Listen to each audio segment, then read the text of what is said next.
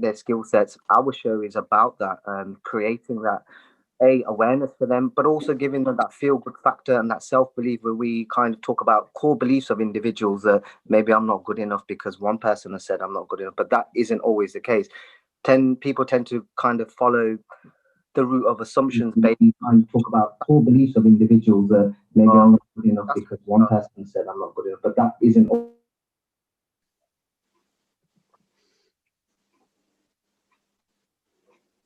Okay, I think we're getting feedback from somebody's YouTube being on or a platform being on. Rana, are you? I'm still here. Can you hear me?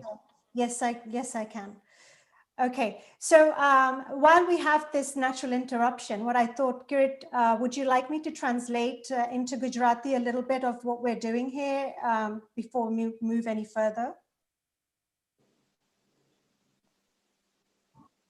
Kirit? Into Gujarati a little bit of what we're doing here before we move any further? Yes, that'd be great. Thank you. Okay. So એટલે કે આજનો જે કાર્યક્રમ છે તે આપણે ખાસ કરીને મેન્ટલ હેલ્થ ડે એટલે કે વર્લ્ડ મેન્ટલ હેલ્થ ડે ના ઓકેઝન ઉપર આપણે પેલું રાખેલું છે. તો આમાં શું છે, ખાસ કરીને 3 વિષયની બાબતનો આજે ચર્ચા થવાની છે. એટલે કે મેન્ટલ હેલ્થ એટલે કે માનસિક સ્વાસ્થ્ય અને માનસિક આપણે કહી શકીએ કે માનસિક સલામતી અને તેની ઉપરાંત આજની ચર્ચા થશે ખાસ કરીને કે આત્મહત્યા જે છે, જે આપણા સમાજમાં એવી વસ્તુ છે કે આપણે તે બાબતમાં તે વિષય ઉપર ખાસ બહારના માણસો સાથે વાત કરવા માટે આપણે આપણા સમાજમાં એમ કે ખૂબ સંકોચ રહે છે અને આ બધી વસ્તુઓ આપણે અંદરમાં રાખીએ છીએ અને તેની જે અસર જે થાય છે તેમાંથીને જે ખાસ કરીને જે ડેમેજ થાય છે કે જે આપણને આપણા માનસિક સ્વાસ્થ્ય માટે એ કેટલું ખરાબ છે કે આપણે આ બધી વસ્તુઓ અંદરને અંદર આપણે રાખીએ છીએ, કોઈની સાથે વાત નથી કરી શકતા, બહુ સંકોચ, એટલે તે બાબતમાં અને ખાસ કરીને ડોમેસ્ટિક અબ્યુઝ એટલે કે આ જે આધાર જે સંસ્થા છે તે ડોમેસ્ટિક અબ્યુઝ ઉપર પણ ખૂબ જ ઘણી બધી સર્વિસીસ આપે છે. એટલે કે તે બાબતમાં કેવી રીતે સલામત રહેવું, એ આપણને જ્યારે કોઈ ઘરમાં એટલે કે ઘરમાં મારપીટ થાય છે અથવા તો ઘરનો માનસિક ત્રાસ રહે છે તો એ બાબતમાં આપણે કેવી રીતે કોની પાસે જવું વાત કરવા માટે. તો આ આધાર જે સંસ્થા છે તે ખાસ આ બધી આ 3 વસ્તુઓ માટે થઈને ખાસ કરીને તમે તેની પાસે જઈ શકો છો સપોર્ટ અને આધાર લેવા માટે.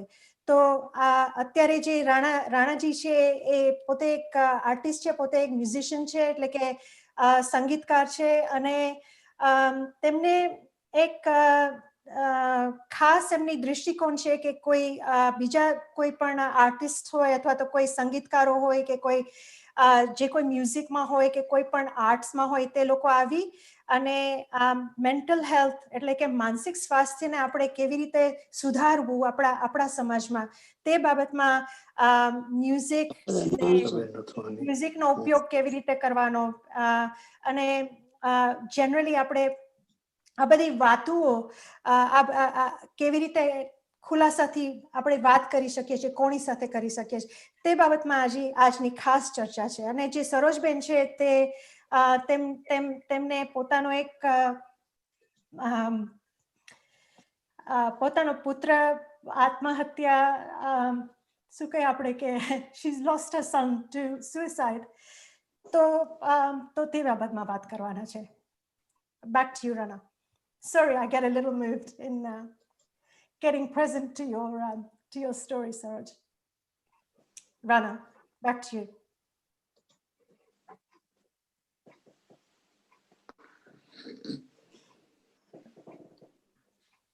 Okay, Rana, did you want to say any more? Okay, you're done. Awesome. All right, so before we go any further, આ વસ્તુ એક એવી છે કે ખાસ એમ કે આપણને થોડા દિલને થોડા આંચકો લાગે તેવી વાતો છે તો કિરીટભાઈ કહે છે કે આપણે થોડું પ્રાણાયામ અને થોડું એમ કે એવી રીતે આપણે આ થોડી 10 મિનિટ માટે પ્રાણાયામ ને થોડા બ્રીથિંગ પ્રેક્ટિસિસ કરીએ અને પછી આપણે પ્રોગ્રામને આગળ વધારશું. So we're going to do some breathing practices now. And just because this whole issue that we're talking about, this whole issue that we're talking about can be very, intense and moving. And many of you perhaps will resonate with Soroji's story that is about to come up. And what I'd like to do is to get everybody a little bit centered and just get a sense of calm and peace as we move into the program. So let's everybody just take a breath into the body, just relax, sit quietly and relax. And I'm going to guide you into 2 or 3 different types of pranayam practices. So first of all, I would really just like you to close your eyes and listen to my voice as I guide you into taking a breath and relax the shoulders. Just sit comfortably in your seat and take a breath in. Inhale. Just take a normal inhale and see if you can lengthen the breath into the heart center. So inhale the breath and just exhale through the nose and just relax a little bit deeper into the body. Sink a little deeper into your seat. See if you can soften your neck. Maybe take a couple of neck twirls to see if you can find a way of releasing any tension in the neck or in the shoulders. Couple of circles one way and then the other way. And just interlace your fingers, just bring your hands to the back of your head, bring the elbows to the side, lengthen the spine and rooting into the sit bones. Just lift the head and then bring the elbows inwards and then bring your chin to your collarbone. And then as you open the elbows, inhale, take the chin to sky. Just relax the hands behind your head so you can lift the chin. And then as you exhale, bring the chin to the collarbone. Inhale, lift the chin to sky. Exhale, maybe you'll bring the elbows parallel to each other or closer towards each other as you bring the chin to the collarbone. And just release. And so breathe into the body. We're going to do Vilom meditation. So I'd like you to just inhale, and we're going to inhale in parts. No exhale until the very end. So Vilom meditation, you're inhaling from the root into the navel. Inhale from the root to the navel, from the bottom of the spine. Inhale into the navel. Hold. Inhale navel to the heart center. Hold. Inhale heart to throat. Hold. Inhale throat to the third eye. Hold. And exhale fully. Exhale through the mouth.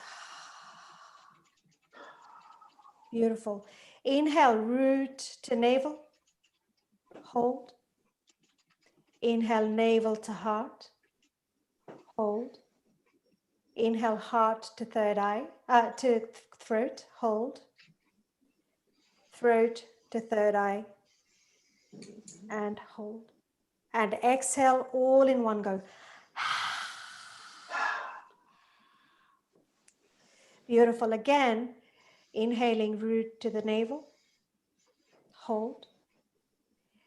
Inhale navel to the heart. Hold. So we're filling the lungs in parts. Inhale heart to the throat. Hold. Inhale throat to the third eye and hold. And exhale fully. Beautiful. Let's do Anulom Vilom. So we're going to bring the thumb to the right nostril. We're going to bring the third eye to the left. And we're going to turn the first 2 fingers, if possible, inward into your palm, or you're going to place them on the third eye. So Relax the elbow. If the elbow gets tired, use the other hand just to support the elbow. Press into the right nostril. Fingers in. Breathe in through the left nostril. Inhale. Inhale. Inhale. Inhale. Close both nostrils and hold. 7, 6, 5, 4, 3, 2, 1. Exhale through the right. 8, 7, 6, 5, 4, 3, 2, 1. Inhale right. Inhale for 1. Inhale for 2. Inhale for 3.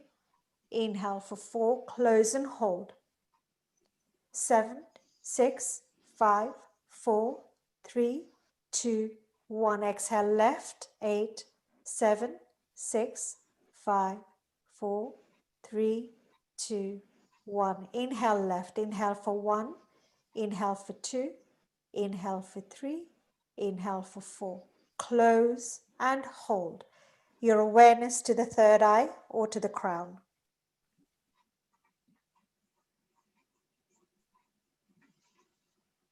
Exhale right. Relax the shoulders. Sit a little deeper into your seat. And inhale from the right.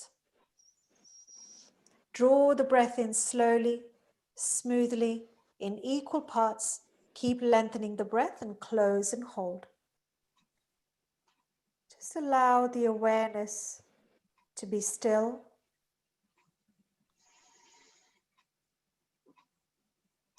Exhale left. And as you exhale, allow the breath to leave very smoothly in very equal measures, all the way, lengthening, smooth, long breath. Exhale, inhale left.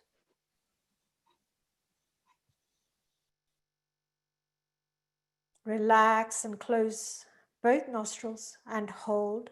Just allow your inner gaze to become very, very steady, inward, on one point. Exhale right.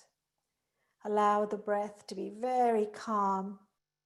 Remember, there's a lot of breath. There's no need to rush. There's no need to force. There's no need to do anything other than stay calm and allow peace to start becoming a state of mind. Inhale through the right again. And hold.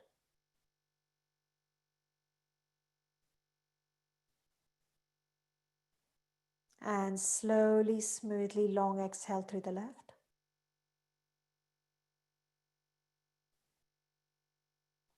Beautiful. And so we're now going to just breathe in from one side only. So inhale through the left.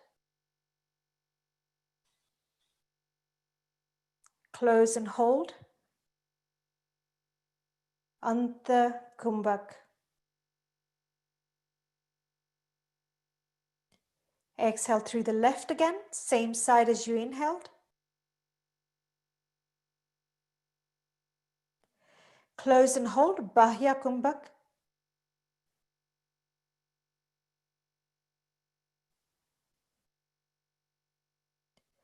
Inhale left. Relax into the body. Allow the breath to become longer, softer, smoother. Close and hold. Soften the face, soften the mouth. Soften your hold. Exhale through the left. Rechak. Close and hold on the empty.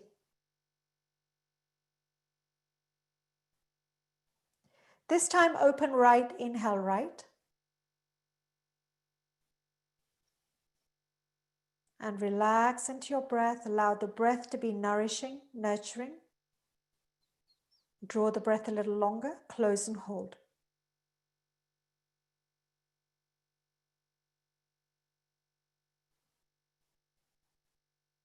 Exhale right.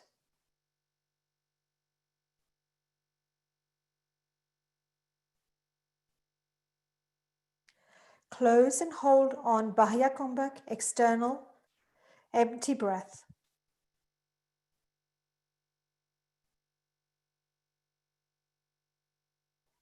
Inhale right. Just allow the lungs to continue to receive the breath. Keep filling the lungs to the tips. Close and hold.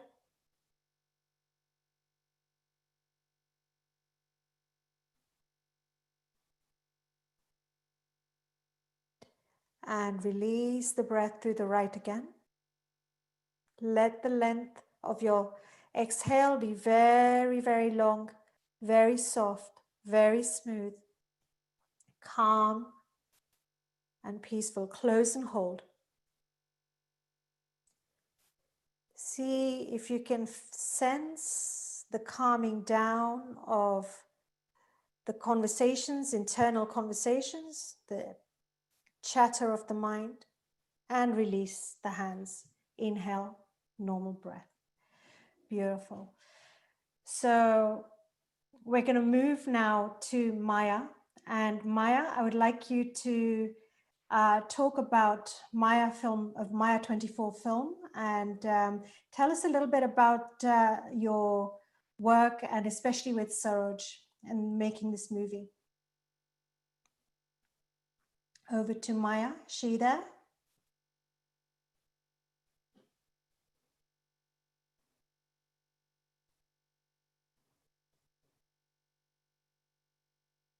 Maya, are you there?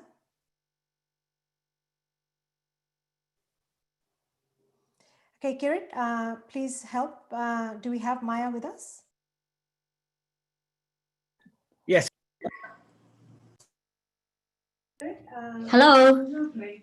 Hi, can you hear me? Hi. I can hear you now, Maya. Thank you. Yeah, it's all right. Hi, everyone. Hello. My name is Maya, and I'm independent filmmaker, and I'm running my own film production company. It's called Maya 24 Private Limited. It is UK registered film production company, and I'm passionate about the making human stories, and especially for the documentaries and a short film.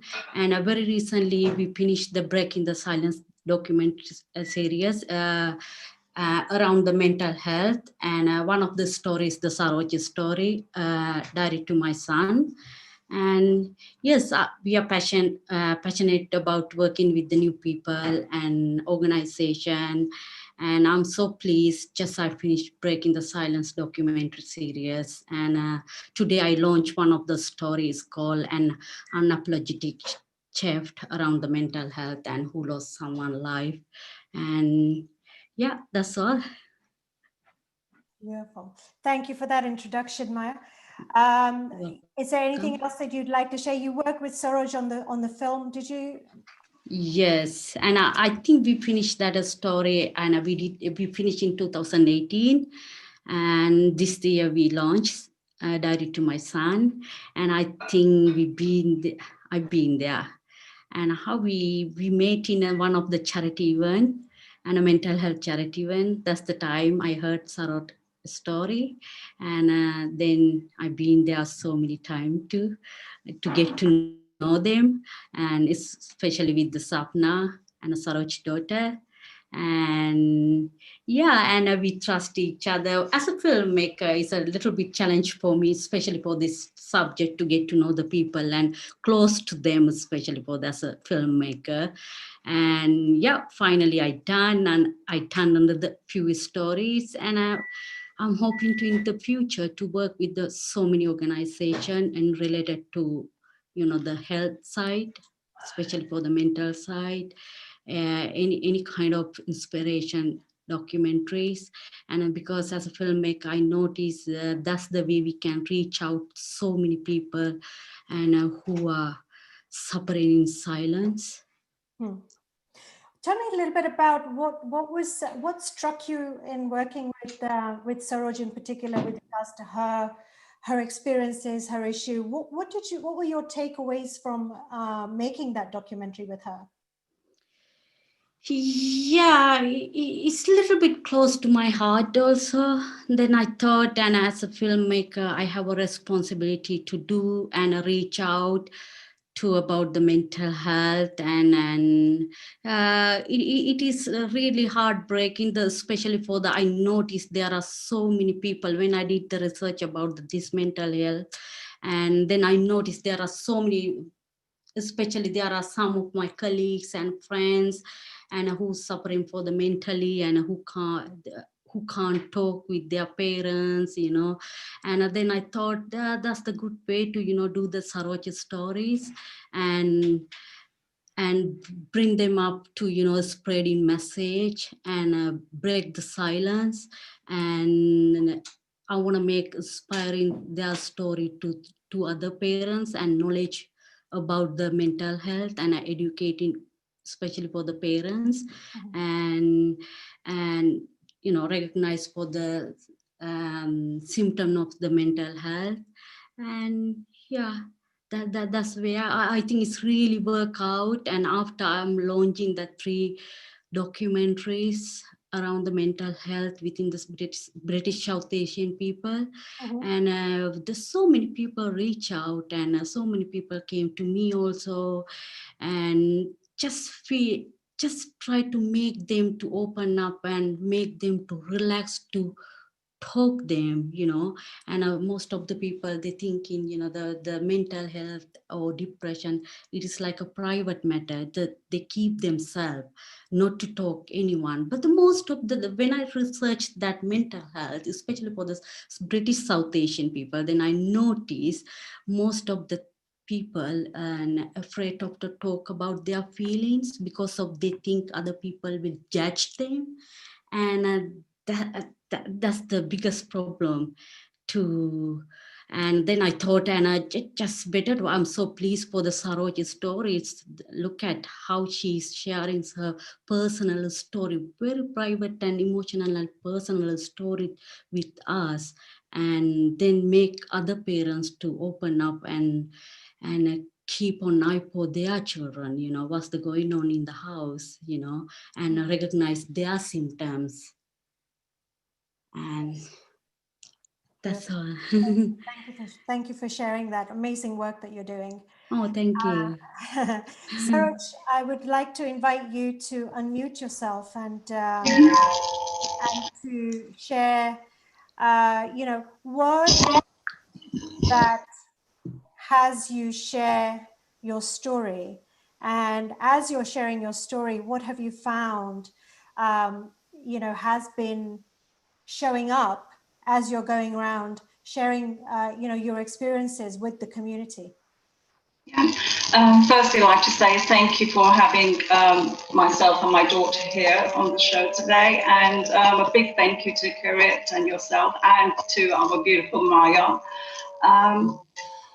How it all started is when Maya sort of approached me first, and we spoke on the phone, and then she sort of invited, we've invited to see each other face to face. And we felt that, Maya felt that she wanted to do a story on, based on ours, what we were experiencing. And at first I thought, would it be a marketing, video or whatever? So, because I didn't want that. I really wanted someone who could understand us. And but when we actually met Maya face to face, she actually captured moments and was very honest and understanding. So, we worked together, and I think what she took part of her, part of my story to her heart is that she understood us. Mm-hmm. And like Maya said, I mean, obviously with our South Asian community, there are a lot of judgmentals. I used to, when I used to walk on the streets, I used to be up with a few people. I haven't seen them for ages. And the questions they used to ask me is, oh, why did this happen to your son? Was there a problem? Were you the cause of it? There's so many stigma, there was so much judgmental things. So it's like I thought, after speaking to my daughter, I thought, you know what? I think we should actually sort of put a story out. It's not publicity or anything like that. It's awareness, and that's what we wanted to make sure that our South Asian community, they can understand, I've lost my son, I'm never going to get him back, but you know what, if I can save another life by just sharing my story, letting, anyone from youngsters, from young age to, to elderly, they can understand, so they can start having talks on their dining table around the family, have that communication within the Asian communities that, they feel like, they don't need to sort of feel like they cannot talk to their families, if there's a problem, let's talk about it and things like that. So when Maya actually put everything together, it actually captured everything that we wanted to say about this video. So I was really grateful for Maya to doing this. Like I said, it captured so many things. I did come across a few other parents who have actually lost, within the South Asian community, who've lost their children to suicide as well. And whenever I sort of start, because I wanted to do my own things, like, obviously to do my own community work, I did ask some of the parents, would you like to join me? And, we can sort of go around talking around to schools, community centres, colleges, universities, even workplace, just to get them, just for that experience. But the thing is, they were really taken back. They said, no, we don't want to share our story. And I do understand, everyone has their own, opinions and things like that. But I think what they were really afraid of is the stigma. They just felt, I don't know if it's the right word to say, but it's not embarrassed. It's just they didn't want to talk about it. Shame. Would you say shame is the word? I would say a sense of failure, a sense of shame.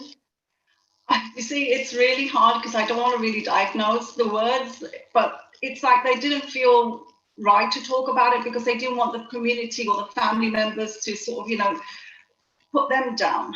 So there is a lot of stigma, and I feel that there should be a platform, at least, we should be able to speak out, we should be heard. So there is a platform for, for everyone from young to elderly to understand mental health.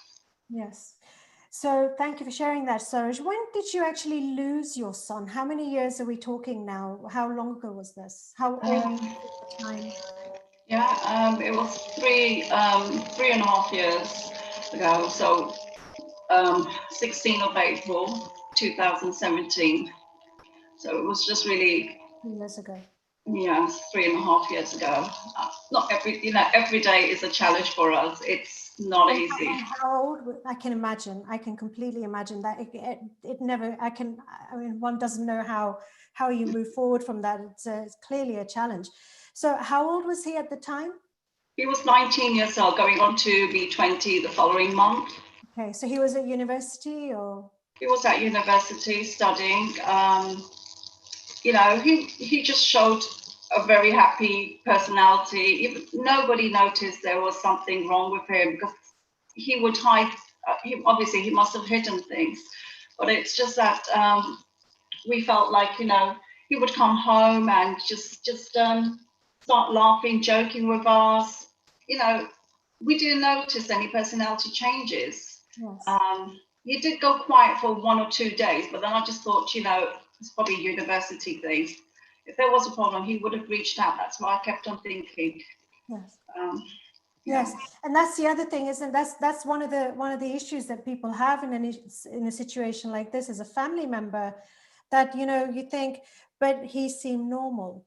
He seemed normal. He could have talked to us. Why didn't he? What was going on for him that you were not present to? It's like a whole world of questions open up inside of that. And how? What do you, as a first-hand experience, how do you address that? How was it for you? Probably it's probably more relevant to ask. How was it for you when you realized that there was something gravely wrong, that he were clearly in his world that had him take a step like that? We are looking for clues. We're looking for information. It's, we're never going to find it. I think even if his friends couldn't identify if there was something wrong with him, and if we couldn't as family members or neighbors, it's it's just something that we will never know why. Understood. Completely get that. It's a big conundrum. When something like that happens in a normal home, it's it leaves you with questions probably for a lifetime. Can you introduce your daughter? What's her name? How old is she? My name is Sapna. What's your name? Sapna. Sapna. Welcome, Sapna. So how are you doing, Sapna? How are you doing today? I'm all right. I'm a bit nervous, but yeah. Yeah. And how has it been for you to be without your brother? Very difficult.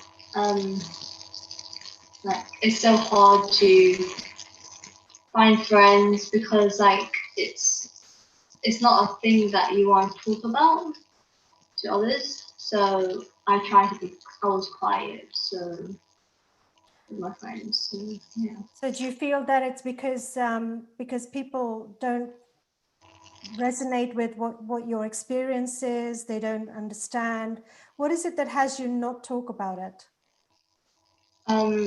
Like, I was very quiet at school, didn't make no friends, didn't want to talk to anyone about this because I've been through that much, and I was like, I don't want to talk. Yes. So, and they don't understand, and well, yeah. Do you how is it for you to put words to what you're feeling at times? Do you find that that's a challenge itself to kind of get identify, pinpoint exactly what's going on for you? So is that to me or my daughter? To Sapna in particular. Oh, okay. She's so young, yeah. How do you feel, basically? Do you find that it's difficult to articulate what's going on in your inner world? To put words to what you're feeling. How do you feel? I think she's a bit quiet. The thing is, right, I mean, obviously, one good thing is that she speaks to me. She's able to speak to me. It was a time for her that she felt, very emotional. She did go down one hill one time, that she felt like self-harming herself as well. So, I mean, obviously, one good thing is that she actually approached me, and I straight away got onto the doctors, the counselling. We got the school support. So there were platforms for her to sort of, reach out. And she wanted that. She wanted help for herself.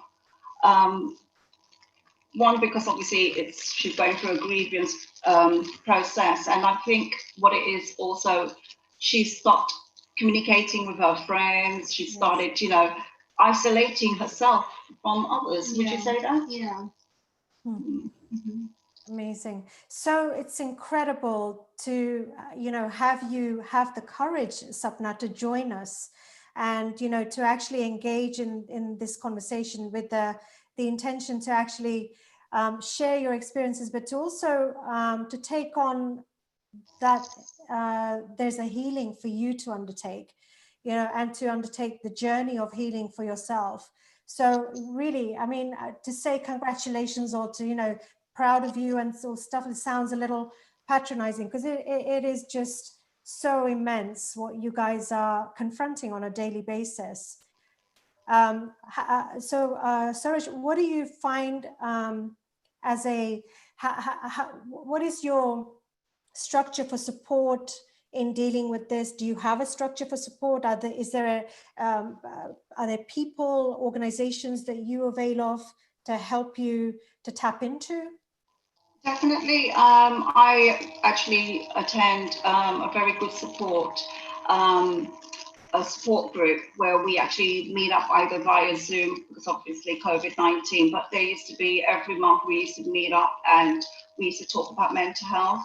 And it was aimed from 18 years old to older people as well. So it was a good platform for me to get some information, work with great people who knew about mental health, And I think I also started, you know, just learning, taking on a couple of courses and counseling, you know, just to get some ideas. So it was like not just helping myself, but also helping my daughter. And also, like, if somebody was to approach me, I mean, I've done a few talks in the community centres, even at work, just to go out and just see if I can, you know, help them. I mean, I'm not a professional, but I feel like if I can, you know, give support or maybe just guide them to a good, you know, a good place where they need guidance, I'm happy to do. Beautiful. Beautiful. So thank you so much for sharing all those things. I think what would be really amazing is to actually take a look at the screening. Is this the first time you're screening this documentary, or have you screened it before elsewhere? I've seen it. Yeah.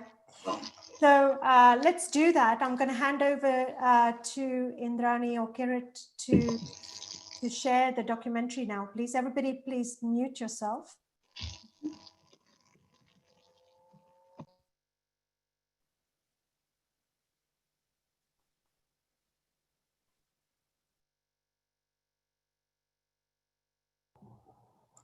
Indrani is here. Beautiful.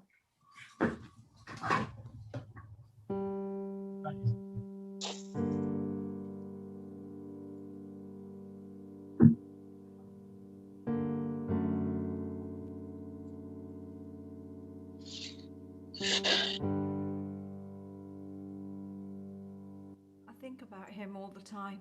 His memory follows me round like my shadow. I want you back. Sometimes I see a moment in the side of my eye, but when I turn around, there's nothing there. It's driving me crazy. Sometimes I see a moment in the side of my eye, but I feel him close. I know he wants to say something, but that line is stopping us communicating. Feel him close. I know he wants to say. I do try and get out as much as possible.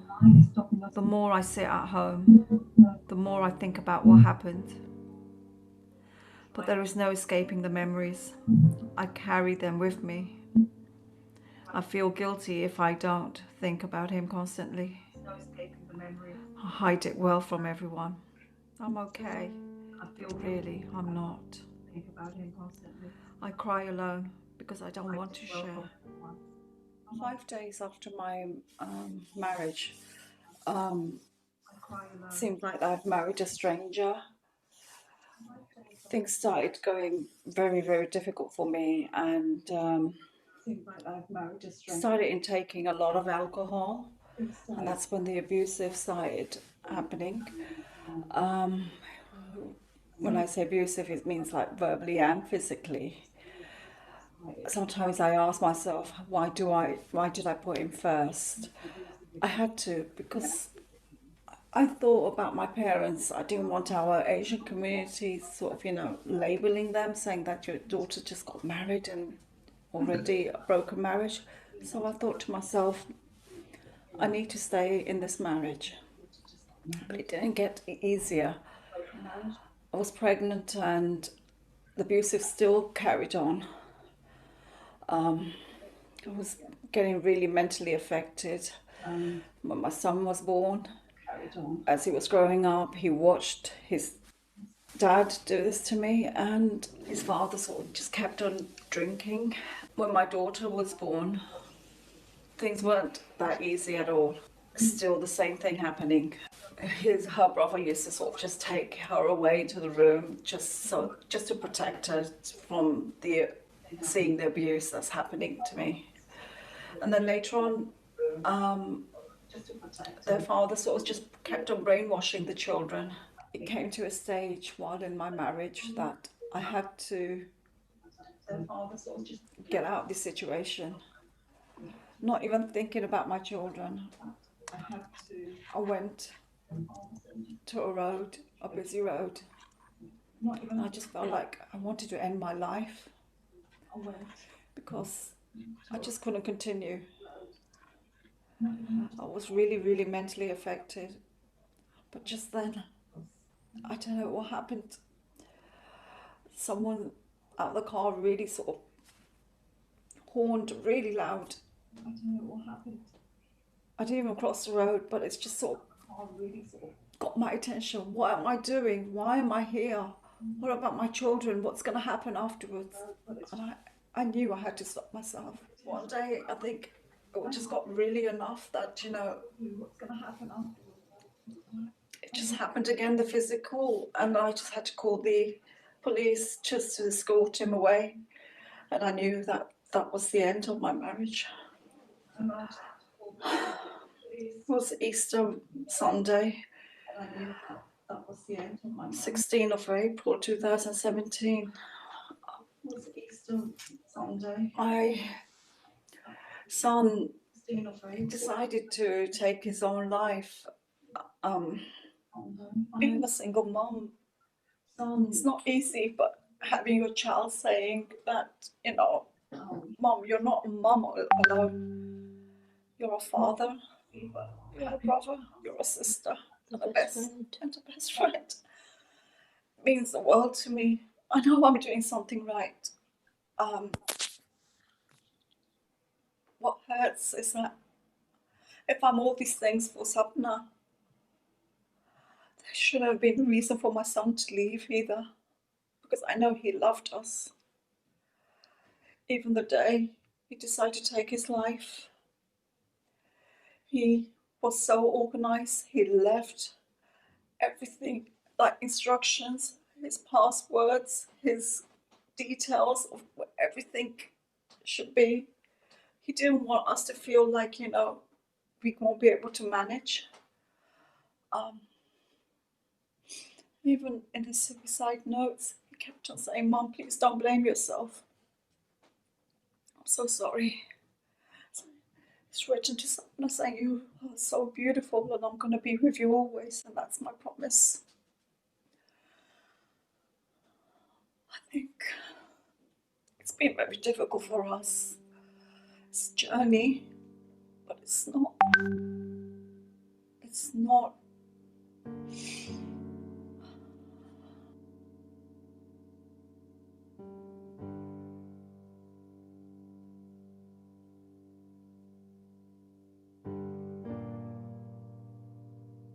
Seeing his dad abusing me,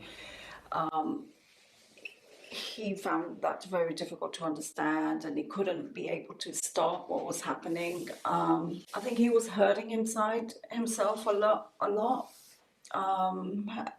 He himself experienced bullying when he was in a primary school. And then sort of like, you know, seeing the separation that's happened, and then suddenly a hardship of, you know, financially we suffered after the separation of the marriage. I think we all actually, so that we were all stressed.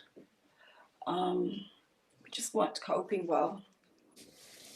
My parents split up, and I felt weak and I lost myself all the time. I broke up, like felt down. And in high school, I was bullied, so I changed schools. And guess what happened? My brother passed away. I just want to be alone, not socializing. I'm finding it difficult for my studying. Firstly, I don't address him to my dad. He failed to support me, and I started hating him. I was crossing down the street. It was early morning, and I just don't really care if I was like Crossing dangerously, that's what you said to me. Yeah. And I just still walked on, and yeah. I think I was really shocked when you actually came and told me. This is a couple of days she told me, she goes, Mom, I did something silly. And she said to me, I did crossing this road dangerously without looking at if there's cars coming or not. My world broke down. I thought, oh my God. When she spoke to me, she said to me, Mom, I'm having these thoughts. I want to self-harm. And I said, what do you mean by self-harm?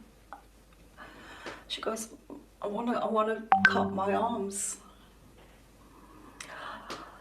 I I was so devastated when she said that. I just felt like I was shocked. But I know that she needed me, so I said, oh, we're going to seek help.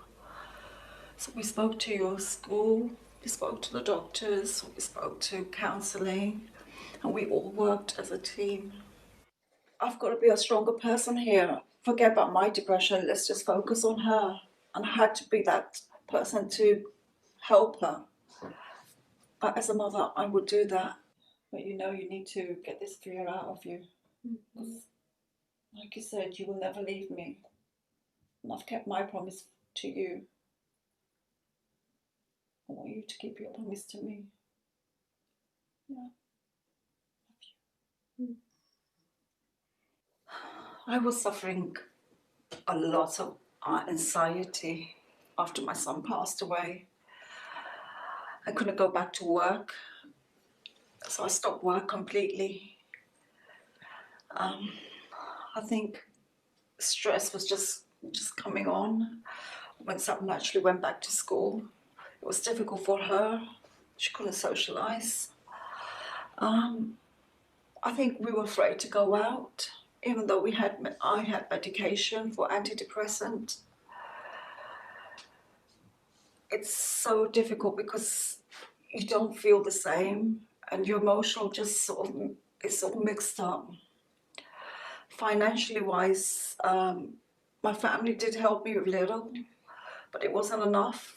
I still feel like financially wise, I was really unstable and felt embarrassed asking, for more handouts. Came to a time that I had to go back into work, but I was just too scared, so I started doing some voluntary work. And I think that's helped me to go into doing part-time work. There's mixed emotions that I'm feeling: angry, sad, upset, anxiety the most. And it's really hard to focus on my studying, and it affected my studying as well. We talk a lot. I think that's definitely have to be as priority number one. When the time my son passed away, she was really scared. She wouldn't go up or down the stairs. She was afraid because that's the scenery, that's where it happened. We both didn't see it, but it's you sometimes visualize and imagine, and I think that's what scared Sapna a lot. So I said, no, I've got to do something. So I decided to draw on the staircase wall. Started off, and then it just continued. And I think Sapna started liking what I was drawing. And I think with that, she started getting more confident going up and down the stairs. So it's helped us in that way. And now when we go up and down the stairs, we always look at this painting on the wall, because it's like something magical, something spiritual. And it takes my mind away from that. Yeah. So it's helped us that way. I think also for me, it's, you've seen me, I've started writing a diary for my son. I find that this is the only way I can communicate with him. I know you sort of communicate with him, with Sadil's friends, through photographs in his room. But for me, I feel like if I write this diary, it's like I'm talking to him. I'm speaking to him. I'm asking him questions. And I'll probably hear his voice answering back to me. So I really feel strongly that this diary is very important for me. By the staircase, we've got candles, 3 candles. They're actually on the feather plate. And those 3 feather plates resembles us 3. That's where I lost my son. When he decided to take his life, I feel that spiritually he's left there. His eyes closed there. That was the last time he saw this world. Do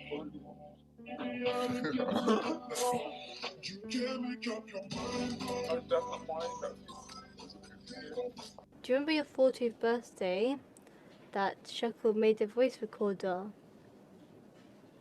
Do you want to hear it?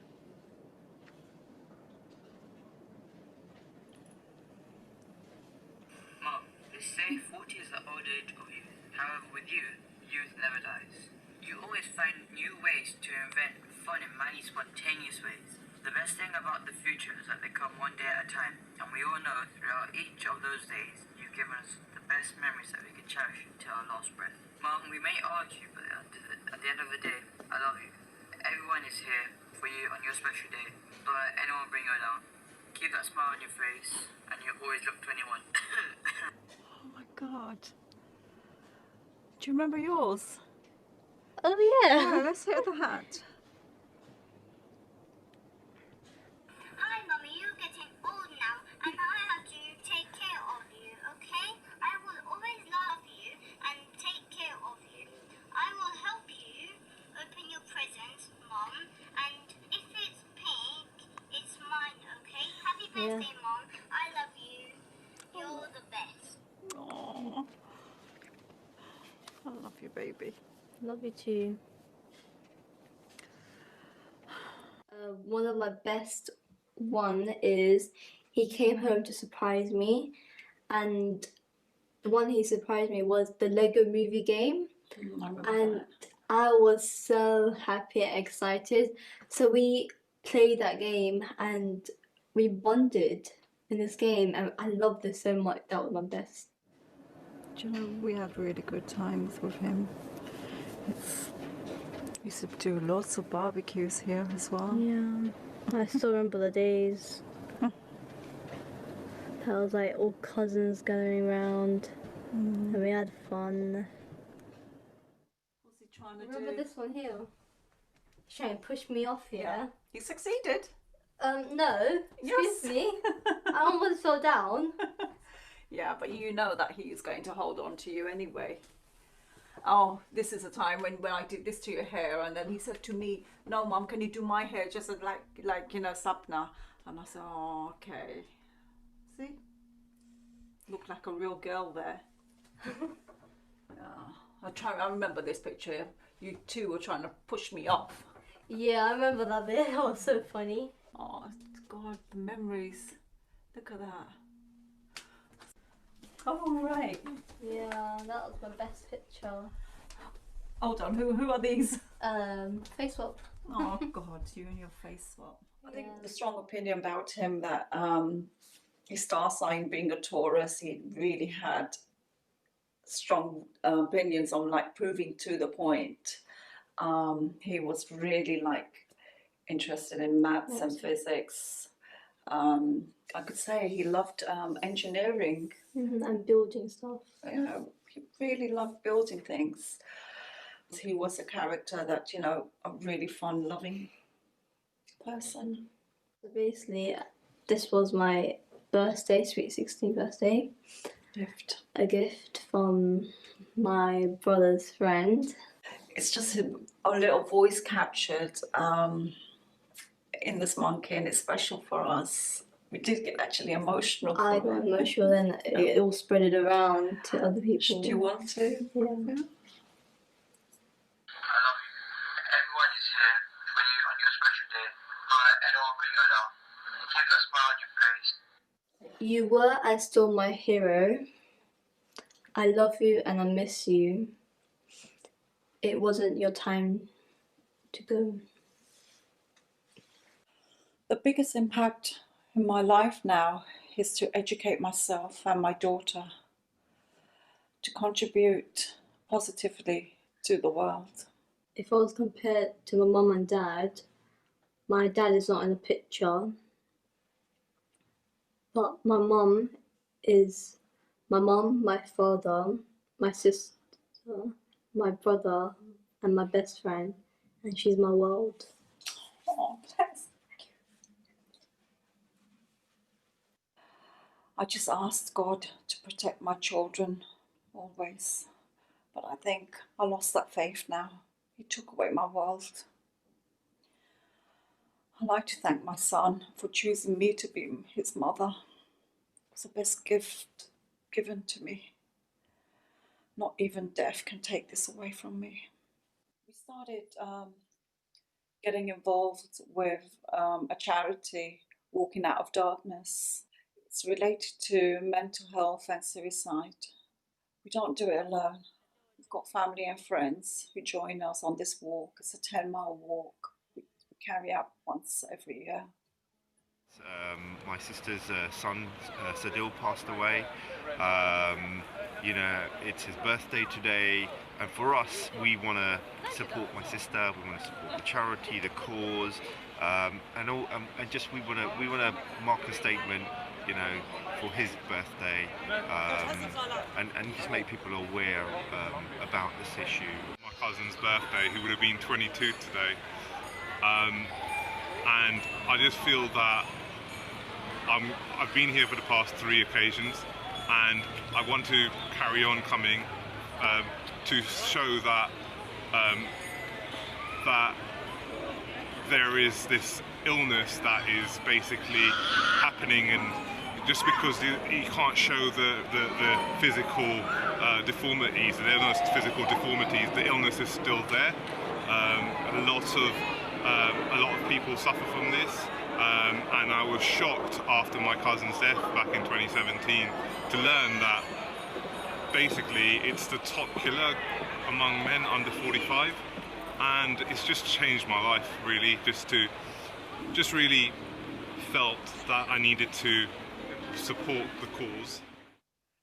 The friends, you know, who he's actually connected with, they haven't broken that bond with me and Sapna. And we feel like, so sort of walk in, it feels like they're my children. And it's, you know, it's just a wonderful feeling. As a mother, I would do the same, you know, I wouldn't let them leave without eating something. We were talking about memories and every pictures. And yeah, we still tease him about the places that he would go, like especially food. Even though my son's not here, but his friends keep him alive because nobody else likes to talk about him. And I think it's lovely that they do come round, and I do appreciate them. At least you made up for it. We used to walk around this woodland, and we used to run, you know, try to race each other, and I think those were the best moments.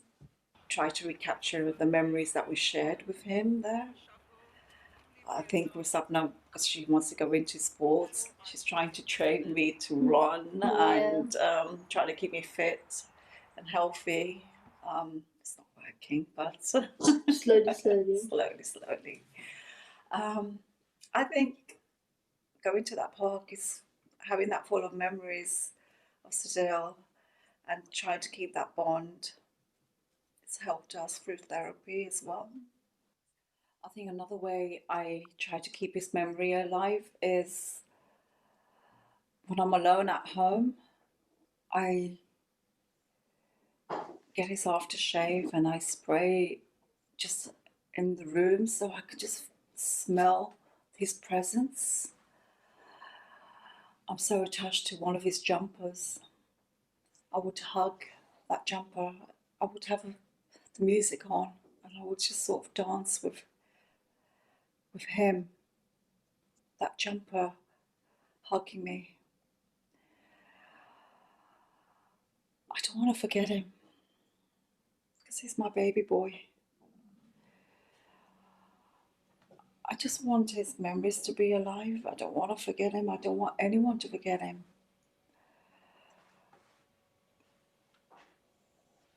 I'll probably end up doing silly things like, you know, play his music, or, you know, I've even read a book, a storybook that I've kept, Peter Rabbit's, and I read to him. I sing him a lullaby. I do cry alone, but it's just my way of saying that, you know, I love him and I will always do. If he came in front of me, I wouldn't let him go because it wasn't his time to go. He's probably realised he's made a mistake and he's just thought, you know, he was needed. I will hug him. I will miss him.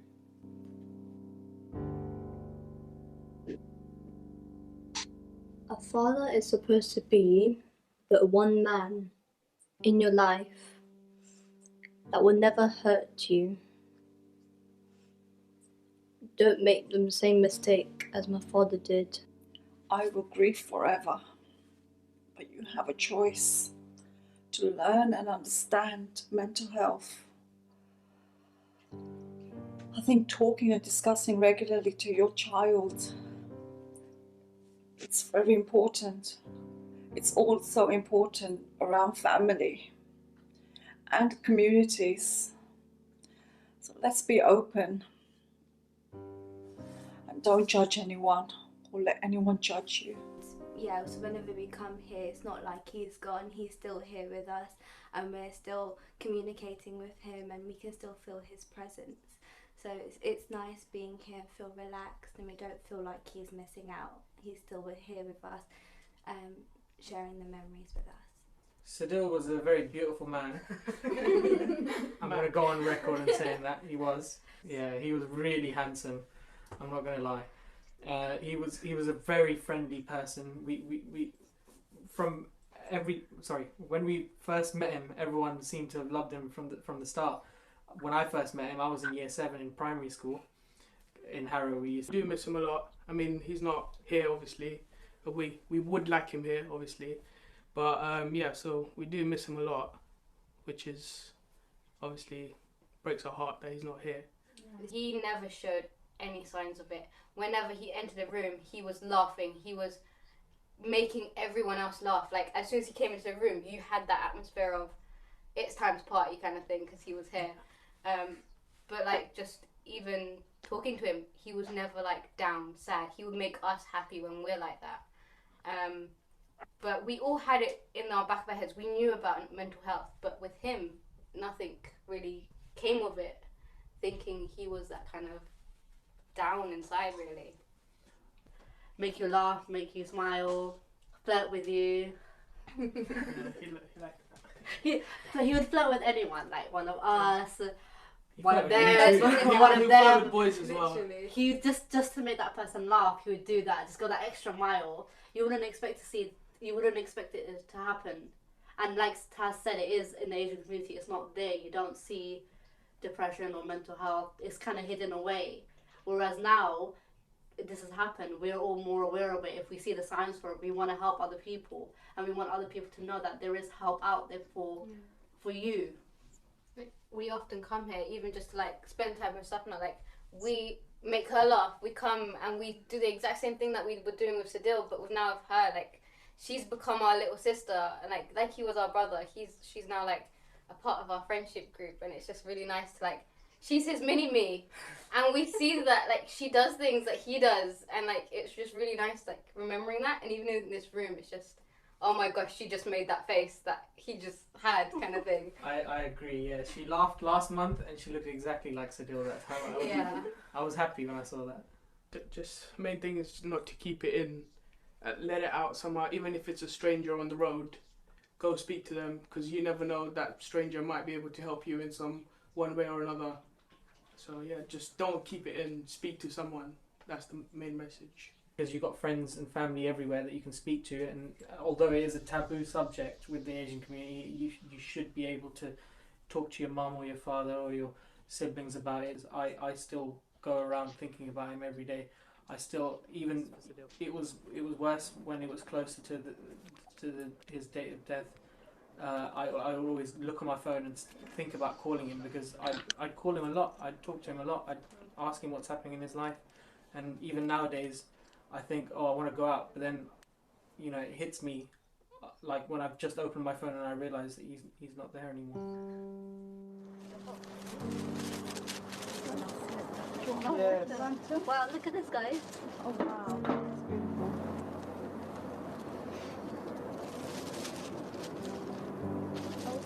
No, stop looking. Come on, Sadil, take it. Can we not look? And then that 3, 2, 1, go. Oh, Yes. Oh, perfect. Go. Oh, that is so cool. Look at that. Even the stars are up tonight. Look at it. It's so cool, right? Oh, bye. Should go up, up, up. So don't take it, take it, take it. Yes, it's going up, up. Love you, Nikro. Miss you. Ah. Thank you for all your support. We're always here for you. You know that. Anytime. Of the day, you know we're always here for you.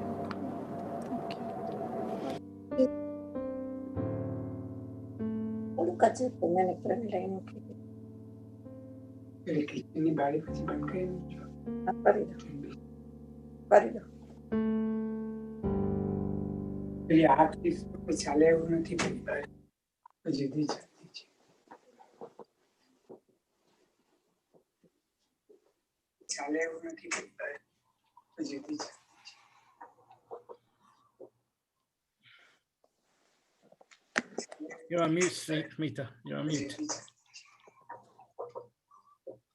Can I ask everybody to mute themselves, please? You're on mute, Smita. You're on mute. I'm sorry? You can hear me now, everybody? Yeah. Yes. Thank you. Can I ask everybody to mute themselves, please? I can hear a little bit of echo in the background, Kirit. That's better. No. I've changed my mic. It wasn't me earlier. I think it was an echo in the background. Somebody's got double. Maybe you've got two PCs going or a double. Maybe two transmissions going. Anybody? Just make sure you don't have that. Otherwise, we're hearing this sound in the background.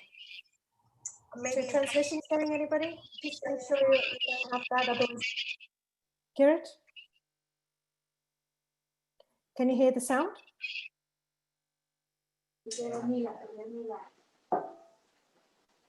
Okay. So that was an incredibly moving documentary, and I want to invite the panel very shortly to ask questions or to share anything that resonated with you in that documentary. But I'd just like to share with Saroj and Sapna some of the comments in the chat. So earlier, Mita Mistry was saying that she's so sorry for your loss, Saroj, and thank you for sharing your heartfelt story. Sky Sharma is a charity set up by a lady called Neelam, who also sadly lost her son to suicide. And she says that she can connect you both if you wish to her. Kamala Patni said, thank you, Saroj, for being brave and sharing your story with us. And there's a link there, Saroj, from Mita with regards to Sky Sharma. Indrani says, Saroj and Sapna, you're both brave and you're standing up for so many people. Wonderful, so proud of you. Mita said it's so hard to find people who understand and so much stigma around this subject. I hope you find safe spaces where you can open up and so on. So there are many, many comments here. Saroj and Sapna, I do invite you to take a look at the chat when you can. But let me ask people in the audience to just let me know in the chat who would like to ask a question, who would like to share something. अच्छा आप સૌ જે આધાર સાથે જોડાયેલા છો તમારામાંથી ને આપમાંથી કોઈને પણ કંઈ સરોજબેન માટે અથવા સપનાબેન માટે કંઈ પૂછવું છે કંઈ તમારે કંઈ શેર કરવું હોય તો પ્લીઝ આપણે આ થોડી ચર્ચા થઈ છે અત્યારે તો તમે તમારા કંઈ સવાલો હોય તો તમે પૂછી શકો છો. હેલો બેન, હું છે ને આધારમાં નથી આવતી, મારું નામ નીતા રાયસકા છે. બરાબર. મને થોડીક હેલ્પ મારા સન સાથે અટાણા બેનને જે થાય છે ને એવી સ્ટોરી છે થોડીક, તો આઈ નીડ પ્રાઇવેટ થોડીક વાત કરવી છે મને મોર સપોર્ટની જરૂર છે, મને બી નથી સારું. બરાબર. અચ્છા Kiritbhai, you need to make a note of this lady and her name. એમને પ્રાઇવેટ સપોર્ટ જોઈએ છે, પ્રાઇવેટ કોન્વર્સેશન એમને કરવું છે, તો એ તો પછી તમે લોકો કરી શકો છો. બેન, આપને સરોજબેન માટે કંઈ ખાસ અત્યારે પૂછવું છે? હું એની સ્ટોરી જોઈને મારી સાથે બી આવું જ મેરેજ લાઈફમાં બધું થયું છે, પણ બધા અટાણે લાઈવ હોય ને બેન, એટલે મને હું આધારમાં આવતી નથી, કોઈને ઓળખતી નથી, પણ મારી બી એની બેન જેવી સ્ટોરી છે. મારે સન ને ડોટર જ છે. હું ઈ જ મારે ગેમ્બલિંગમાં છે ને એને ડ્રિંકમાં હતા. મારે મેરેજ બ્રેકડાઉન થયું, મારી હેલ્થ બગડી ગઈ, મારે બી બધા ઈ સેમ ઇસ્યુઝ છે. પણ ઈ બેનને હું કહું છું કે થેન્ક યુ સો મચ કે તમે મને ઇન્કરેજ કરી વધારે. મેં તો 320 આમ જ સાંભળ્યું એટલે મને ખબર પડી. મને ખબર નથી કે આવતું હતું એ બેન. મારું મેન્ટલ હેલ્થ અત્યારે બહુ વર્સ થઈ ગયું છે બીકોઝ ઓફ આ લોકડાઉન. કોઈ સાથે વાત નથી થતી. બેન, હું છે ને તમને મારો નંબર આપીશ, તમે મને કોન્ટેક્ટ કરજો, તો પછી તમને કઈ ના સપોર્ટ આપીશ તમને. મારો નંબર છે ને હું તમને ચેટમાં મૂકી તમને. ઓકે, હું ચેટમાં મૂકીશ, તમે મને કોન્ટેક્ટ કરજો. ઓકે ઓકે ભાઈ, થેન્ક યુ વેરી મચ. આની સેડ સ્ટોરી છે બિચારા બેનની બધી વાત સાંભળીને. ગોડ એને હેલ્પ કરે ને બધી રીતે બ્લેસ કરે બિચારાને. Thank you, God bless you. Thank you, ma'am. Kirit, we need to look at the sound situation. It's not coming from myself. It's definitely not my side. Can you just check if there are any mics that are interfering here on your side? I think I've got the YouTube live on connect. It could be that. Could you turn the sound down of that, please? I'm just trying. It's when you have double transmissions on, you're going to get interference. Sorry, I'm not very good at this. Sorry. Okay, I'll try and do that. Is that better? Is that better? I'm still hearing the sound in the background. It's constantly going. Does somebody else have their selves unmuted?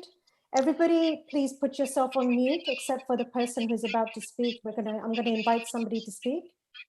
So, Smita, people on mobile phone, that's where the sound is coming, or on iPad, that's where the sounds are coming from. Yeah. So it's definitely not my side. I've changed my system is never echoing. The echo might be myself, but it's not coming from my side. Let me try unblocking this. Actually, just hear you guys. Is this any better? A lot better. So let's start then. No, the sound is still there. It's definitely not me, I tell you guys, because everyone's telling me it's not me. I do this all the time. My system is figured out. Okay, let me carry on. અચ્છા, કોણ બીજાને કોઈને કંઈ પૂછવું છે, કંઈ comment કરવી છે, કંઈ શેર કરવું છે? આપ કોઈ આધારની કમ્યુનિટીમાં હોય, આધારથી જોડાયેલા હોય, તો તમારી સાઈડેથી કંઈ પણ તમારે કોઈ ખાસ તમારા અનુભવ હોય, અથવા તો સરોજબેન માટે તમારે કંઈ એમને કંઈ પૂછવું હોય તો પૂછી શકો છો. હેલો, હું પુષ્પાબેન બોલું છું. જી પુષ્પાબેન. સરોજબેન માટે મને બહુ પેલું સોરી ફીલ થયું, કારણ કે જેમના છોકરા હોય તમને ખબર હોય કે શું થાય છે. અને આધાર ગ્રુપમાં તો એટલું સરસ છે કે બધાને સપોર્ટ કરે છે ને મજા આવે છે અમને બધાને. અને એ બેનને બિચારીને ભગવાન શક્તિ આપે, અને દુઆ કરું છું કે સારી રીતના એ જીવનમાં એની દીકરી સાથે જીવે, એવી મારી પ્રભુ પ્રાર્થના છે. Thank you, Pushpaben. Thank you so much. I'd like to say something, Kirit. બોલો. અમારા ફેમિલીમાં જ એક જણાને આવું થઈ ગયું હતું, પણ એ લોકોએ બહુ હાઈડ કરે છે. I think what she did open as a Asian community માં આપણે છે ને બધા સ્ટીમાં બહુ છે, બધું બોલતા નથી બધા. આજે વાત કરી અને માણસોને દિલ ખોલીને વાત કરી શકે કે બીજાના ઘરમાં થાય એને ખબર પડે. આપણું સ્ટીમાં બહુ છે, આપણા ઘર કોઈ ફેમિલી સ્પેશિયલી એશિયનમાં કોઈને વાત કરતા નથી કોઈ આવી. બરાબર. કે ઘરમાં શું પ્રોબ્લેમ થાય છે, આ કોઈને વાત કરવાથી બીજા કોઈને પણ હલ મળે એનો. બરાબર કે શું કામ થયું, શા માટે થયું. ફેમિલીમાં સ્પેશિયલી આપણી એશિયન કમ્યુનિટીમાં જે આપણા છોકરાઓને જ્યારે હોય છે ત્યારે આપણે આપણા છોકરાઓને સપોર્ટ નથી કરી શકતા, કારણ કે આપણા પાછળ ફેમિલીને બધાના પ્રોબ્લેમ જોઈએ. પણ એમાં એવું આપણે પોતાના છોકરાને જ જોવાનું, બીજા આજુબાજુ શું કઈ નહીં જોવાનું, તો આપણે એ લોકોને સપોર્ટ કરી શકીએ છીએ મેન્ટલ હેલ્થમાં. આમાં શું છે કે મેન્ટલ હેલ્થ પ્રોબ્લેમ છે એટલે આપણે કોઈને ભાઈઓને કે બહેનોને કોઈને કઈ કહી નથી શકતા અને પૂછી નથી શકતા. એના હિસાબે આવા કેસીસ બહુ બને છે. પણ ટૂંકમાં આવું કહેવું એક જ છે કે please support your own family. તમારા છોકરાને કે વાઈફને કે હસબન્ડને કોઈ હોય એ લોકોને સપોર્ટ કરો મેન્ટલ હેલ્થમાં. તો આવા વસ્તુ ના બનવી જોઈએ. કિરીટભાઈ, તમને શું લાગે છે આપણે શા માટે આ બાબતમાં વાત નથી કરી શકતા? તમારી શું વિચાર છે આ બાબતમાં? આપણી એશિયન કોમ્યુનિટીમાં આવી વાત છે ને, મેન્ટલ હેલ્થ એટલે ગાંડા થઈ જાય કહેવાય. બરાબર. અને એ કોઈને જે આપણી અત્યારે જનરેશનને જે થોડી ખબર પડે છે, પણ પહેલાની જૂની જે ઓલ્ડ પીપલ છે એ લોકો માટે બહુ હાર્ડ છે અન્ડરસ્ટેન્ડ થવું કે જો વોટ્સ અ મેન્ટલ હેલ્થ. સાચી વાત છે. અને એ પછી કોઈ સમજતા નથી સરખું. અને કોઈને સમજાવવા જાવ તો કે ના તારી બાયડી ગાંડી થઈ જાય, તમારા હસમ ગાંડા છે એમ મને કહી દે બધાય. અને જેને વીતતું હોય એને ખબર પડે એની ફેમિલીમાં કે શું વીતે છે. બરાબર. આવી રીતના બહાર સ્ટોરી કાઢી અને બધા માણસોને અન્ડરસ્ટેન્ડ થવાની જરૂર છે. જી. Specially mental health is not that was કે કોઈને કહી દઉં કે મારી ઘરમાં આ પ્રોબ્લેમ છે. Mental health is not easy to diagnose even. Only professional can diagnose કે he's in depression, કે એના mental health problem છે. Ordinary doctor GP આગળ તમને નહીં diagnose મળે છે. It has to be diagnosed by professionals. And it's not easy even to know કે આ માણસ depression માં છે. આજે તમારો son કે daughter કોઈ depress હશે, ફોન બંધ કરતો, અને તમને ખબર નહીં પડે he's in depression till somebody professional diagnose that. બરાબર. And it's not easy to do it even. And people has to be warned now that mental health is not a કે ખરાબ છે. એમાં સપોર્ટ જોઈએ છે. સપોર્ટ આપો તો વધુ સારું થાય છે. I got my own experience. Right. I've been through this line. બરાબર. અચ્છા, તમે એમાંથી કેવી રીતે બહાર આવ્યા? સપોર્ટ કર્યો મેં માય ફેમિલીને જ. I don't worry about મારા ભાઈ કે મારી બહેનો બધા શું કહેશે, મારા કુટુંબમાં શું કહેશે. બરાબર. You have to support your partner, whoever it is in your family. Look after. બીજા કોઈ કહે તો એને ડાઉન નહીં કરવાના. You have to put other people down. Support the own person. જેના જે ડાયગ્નોઝ થઈ ગયું છે કે is a good mental health problem, એનું મગજ જ ઠેકાણે નથી હોતું, કાંઈ બધું it's not in right position even, we know it.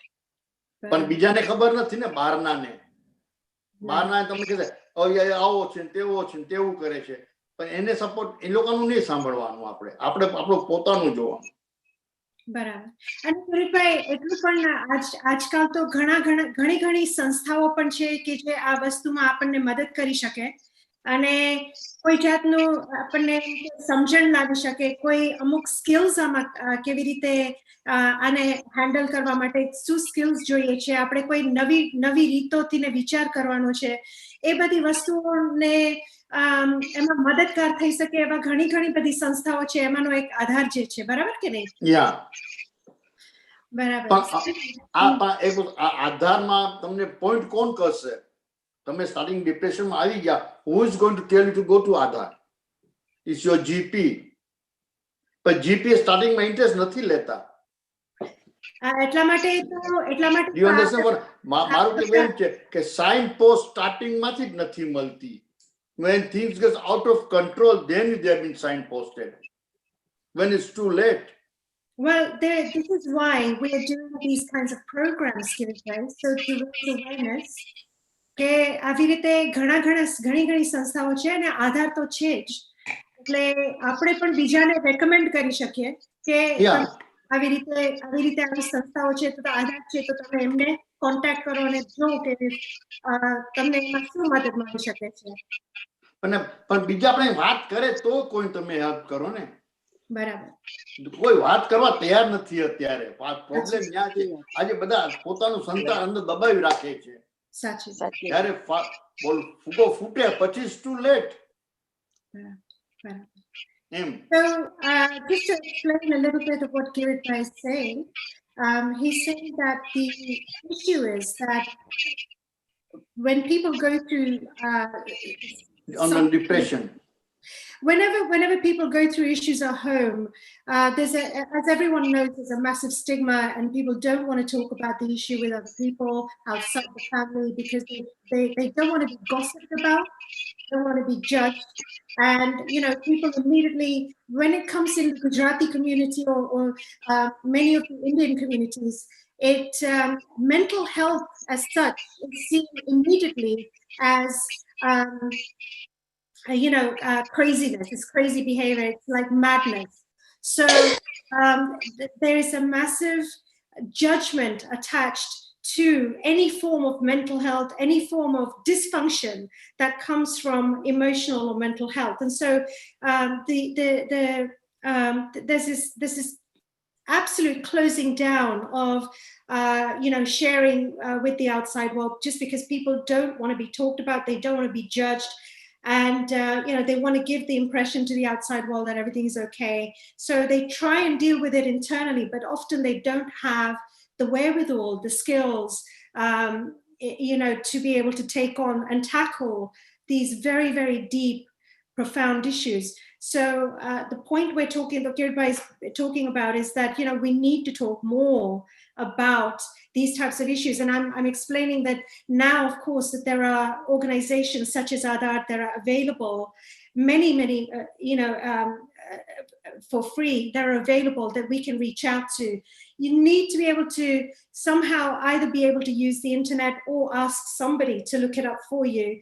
And there's a lot of external support available where other people in the community don't necessarily need to know what is happening in your family. These are issues that can be talked about privately with the right people who can actually assist you and help you and direct you in the right way. So that's the conversation that we've had so far. And thank you so much for sharing, Kirit.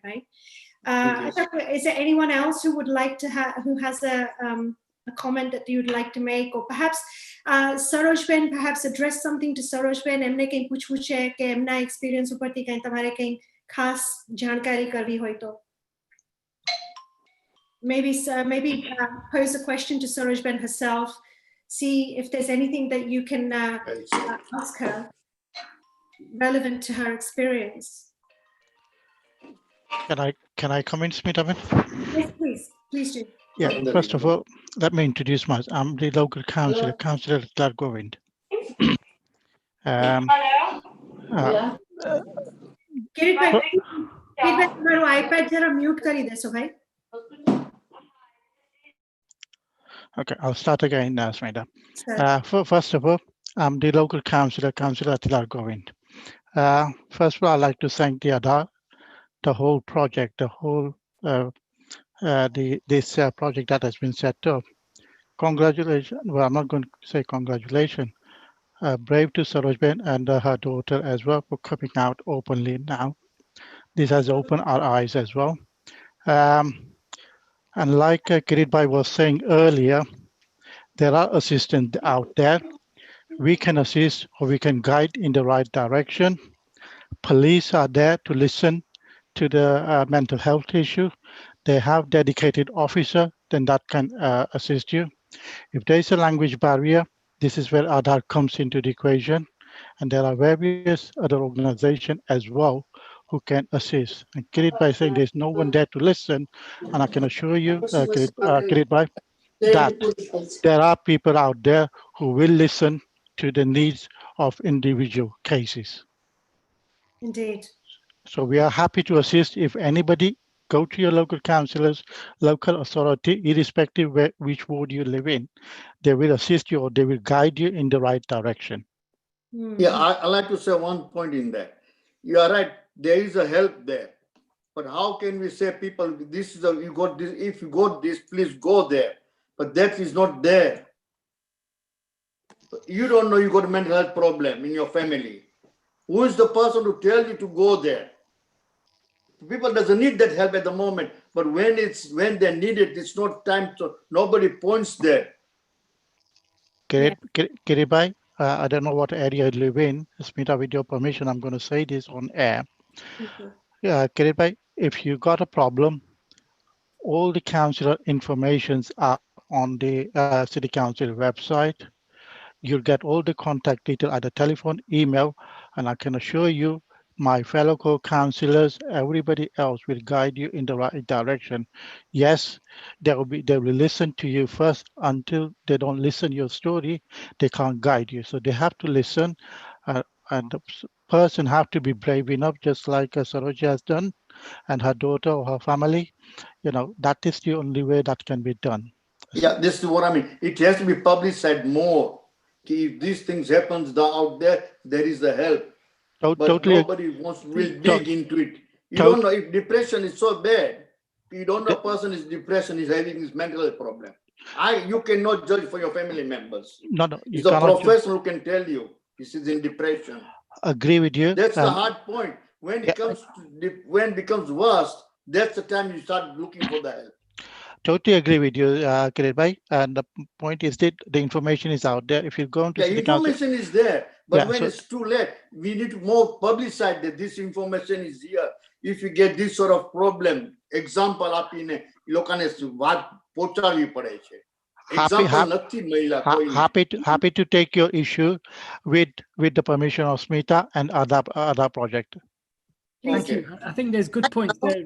Kirit Bhai, you raised some good points. Also, Councillor, you've raised some good points. I think the point is what Kirit Bhai's frustration is, that Adhar is not commissioned by NHS or local authority, public health. So that's the challenge. Public health has to be more. The challenge is that we need to ensure that there is more cultural sensitive services which are funded locally, and but we can take this later. But that's the challenge that we have as an Adhar project. We have to find our funding from all of the sources. We are not commissioned by our public health local authority or by the CCG NHS. So that's the point. But anyway, we're going to move on to the question. I wanted to ask Sapna a question, if that's okay. Sapna is about, firstly, Sarojben and Sapna, thank you for sharing your moving and obviously your experience and your journey. And obviously we are here to support as well if you need any further support.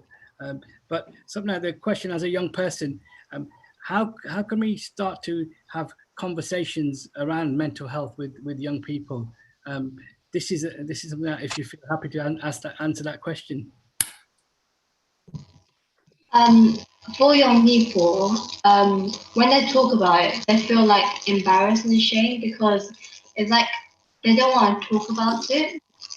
And it's like really hard to reach out for help, and it's not a topic to talk about or share because as a young person, they feel embarrassed. And yeah. I think also, I mean, obviously hearing the comments that's been made, I do agree to some I mean, obviously there should be more out there, like a platform. That's why I feel like, I'm very happy, like volunteering, going into like community centers and give out, I don't know if it's the right word, but like an education, just explaining what mental health is and just, give some advice, there is help out there. Sometimes just reaching out, doing some voluntary work, if some, like a group of, maybe like even families, they can probably go into community centers or like schools or, workplace, just doing something volunteering can be a start of just reaching out for the youngsters. I think we need to really focus on the youngsters really speaking, because otherwise if they don't speak out, who are they going to reach out to? They should be able to reach out to family members, even to the elders as well, because I know the elders there would like to support the youngsters, but there's a barrier between the youngsters and the elders that they cannot communicate, and that's where the situation is that we need to resolve. Yeah. And I think also some of the, Kirit by mentioning, you don't know where to reach out to until it's too late and so on. I think another issue in the community is that we tend to have a passive approach to our well-being in general, especially with the older communities. With the younger community, with the youngsters, there's a little bit more awareness. It's in the paradigm, of we have the dialogue, we have the conversation of mental health, releasing stress, and all sorts of stuff like that. There's many support structures for youngsters, but with the elders, there is a natural tendency to be passive. And I think what Giridbhai is talking about is kind of doubly impacted by the fact that we come from a community where we tend to be saru thai jase, it'll be okay, kai nathi tha, badu barabar che, kai vandho nahi. All of those types of things where we don't want to trouble somebody else. Koine bijane taklif api nathi.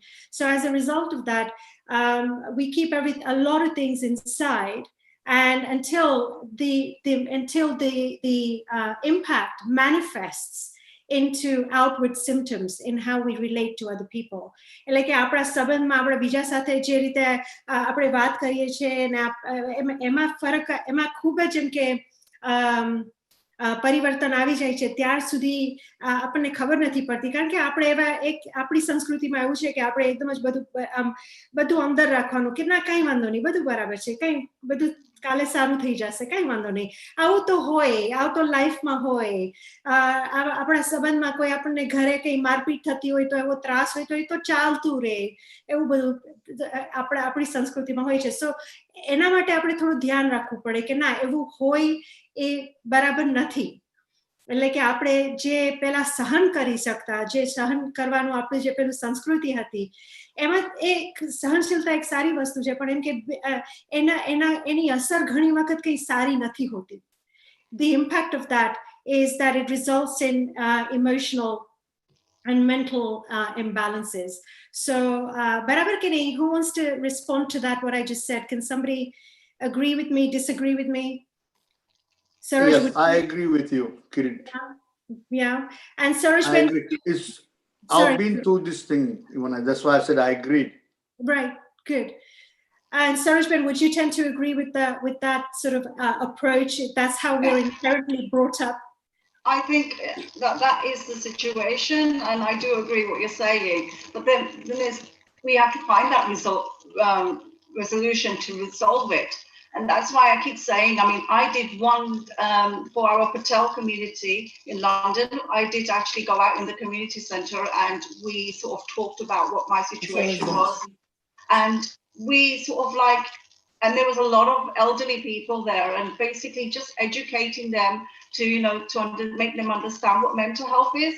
It did help them to sort of take something back and they can work home with their family and maybe go back and say, okay, let's talk. How are you today? Or, just start a conversation. And I believe that works. Well, I think it's a very interesting point you raise in that you had to go and talk about what is mental health. Like આપણી સંસ્કૃતિમાં, આપણા કલ્ચરમાં, આપણા કમ્યુનિટીઝમાં છે ને આ concept જ નથી એટલે કે આ એકચ્યુઅલી એક આઈડિયા જ નથી કે મેન્ટલ હેલ્થ એટલે કઈ વસ્તુ છે એવી વસ્તુ કઈ છે એટલે એ જ પ્રોબ્લેમ છે. We don't even know that there is such a thing as mental health. Got it there. Right? So, yeah. So there is that's already the starting point. Actually, mental health શું છે એમાં આપણે શું વસ્તુ માટે આપણે શું ધ્યાન રાખવાનું છે અને આપણે જ્યારે એમ કે આપણને થોડું કઈ અંદરથી એમ કે આપણે જીવ બળે છે અથવા તો થોડું સેડનેસ જેવું લાગે છે પણ એ શા બાબતમાં થાય છે એનું કારણ શું છે એ આપણે વિચારમાં એટલા ઊંડા આપણે ગહેરો વિચાર નથી કરી શકતા અને કરવા માંગતા પણ નથી કારણ કે જ્યારે આપણે જોઈએ છે ત્યારે અમુક વસ્તુ એવી બહાર આવે છે કે જે આપણને એમ કે આપણને સારું ફીલ નથી કરાવતી પણ એ કરવાની જરૂરી છે એમ કહેવાનું છે સરોજબેનનું એમ કે મેન્ટલ હેલ્થ શું છે પહેલા પછી એમ કે એમાં આપણે કેવી રીતે કઈ દ્રષ્ટિકોણથી આપણે એને જોઈ શકીએ છીએ કે એને જોવામાં અને એને સમજવામાં એમાંથી આપણી ખુશી વધે છે એમાંથી એમ કે Right. Indrani, you wanted to ask a question. Can you please unmute yourself and can we hear from you? Yeah. Hi, Smita. Thank you very much. Yeah, and thank you very much to Saroj and Sapna. And I think, what I've been writing there is like really, I was short of words, so to kind of actually acknowledge the contribution. But I think some of the things that I was actually looking at, when you were talking and looking into your movie, I think the approach to life is something that came through quite a lot to how you dealt with it. So you have been actually, you had two kind of struggles. One is dealing with a teenager child and dealing with the loss of a teenager. And one teenager actually witnessing that loss, and you as a mom is standing in between. How difficult was that role? How difficult was that role to navigate and switch your brains off and on, from something that you have, something that much dear that you have lost, to someone who is there, and she's someone you need to be very proud of, honestly. And very well done, Swapna. It's not very easy to talk about these things as well. As we are doing the research, we don't think that many teenagers do come in to share their stories like the way she has done. So very well done on that. But if you tell me about that, Saroj, that definitely. I'm glad that you brought that up. Firstly, for me, I felt I had two choices. I'm on this road. I'm on this path. I can choose either the right or the left. So that's all I kept in my mind. I kept thinking, I can go on that road and be depressed. I can be sad. I can just, let's say I've lost my son. It's not worth, staying. I could choose that path, but no, I didn't. I thought to myself, I've got to hold on. I've got a young daughter here. I've got to be that support. So I had two choices, and I'm glad that I chose this choice, making sure that I'm stronger for her. Yes, I do have times that I break down, this and that, but I have to get up and I have to move on. Well, not move on, I would say move with. And I feel that if I can support my daughter, I can become stronger. I'm so happy, that my son, he was born to me, but yet what the situations happened, I'm never going to be able to bring him back. But I have to be so strong for my daughter in this situation. And I feel like that if I can help her, I can help many. If I can reach out, that's my goal. End of that. And I'm a happy person. Yes, you are. And when I say proud, it's not just to put it in words, because it's a massive support. And what you said just now, I just want to, highlight a few things for Adhar as well, Curate, just for you, regarding the mental health resilience building in schools. And I think one of the things that Curate Bai was mentioning there beforehand as well, like how do we understand it as a family person? And it's very difficult, really. If your son or daughter or someone close to you, how can you make that judgment? And that actually goes back and needs to be connected to schools. So the mental health resilience building exercise, that needs to be part of the curriculum. And that possibly is something that Aadhaar can do. So it's not just about, because people need to realize, and what Saroj just said to us here is really what she has done is actually making herself strong and choosing that path to resilience, and that has helped her daughter. So I think that's one of the things, and we need to hold these kind of regular sessions to empower people from our community, to let them understand it, because otherwise, it's no point. And like someone said that, went to a GP and it wasn't that much of help. It's not because they're not kind of trained on that, but it's for us as individuals to understand, and that thing needs to be prioritized, I believe. And questioning films, I was trying to research on some of the things just now, just to look into Gujarati films and how mental health has been negatively portrayed. So possibly changing the word and asking the community to think about what words actually we feel comfortable with. So, like if we say mental health, and how Smita said earlier, it's being linked to madness. Yes, it's being linked to madness in movies, in films, in what we have heard from our grandparents, and that legacy continues. So, how do you break the chain? You break the chain by actually learning to question things, and I think that's again something part of what Adhar can do quite a lot. Well, Indrani, here's the nub of it. When I was looking at what is the word for mental health in Gujarati, we don't have the words. Okay, so I refer to it as mansik swasthya, which is mental health literally, in translated. But actually, it's not a concept. It's just not even a concept, an intellectual concept in the language, in the culture as a thing. We have spiritual well-being. That we have no emotional or mental well-being as an idea. So you're absolutely right. I think the way that we articulate something, the way that we speak something, gives a world. It creates the world inside of which we engage in a conversation.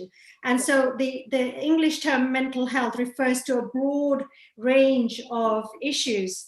And because immediately Kirit earlier mentioned the word depression, but it's not just depression. Depression is a condition that is a specific condition as diagnosed in the field of psychology. But there are many stages to that before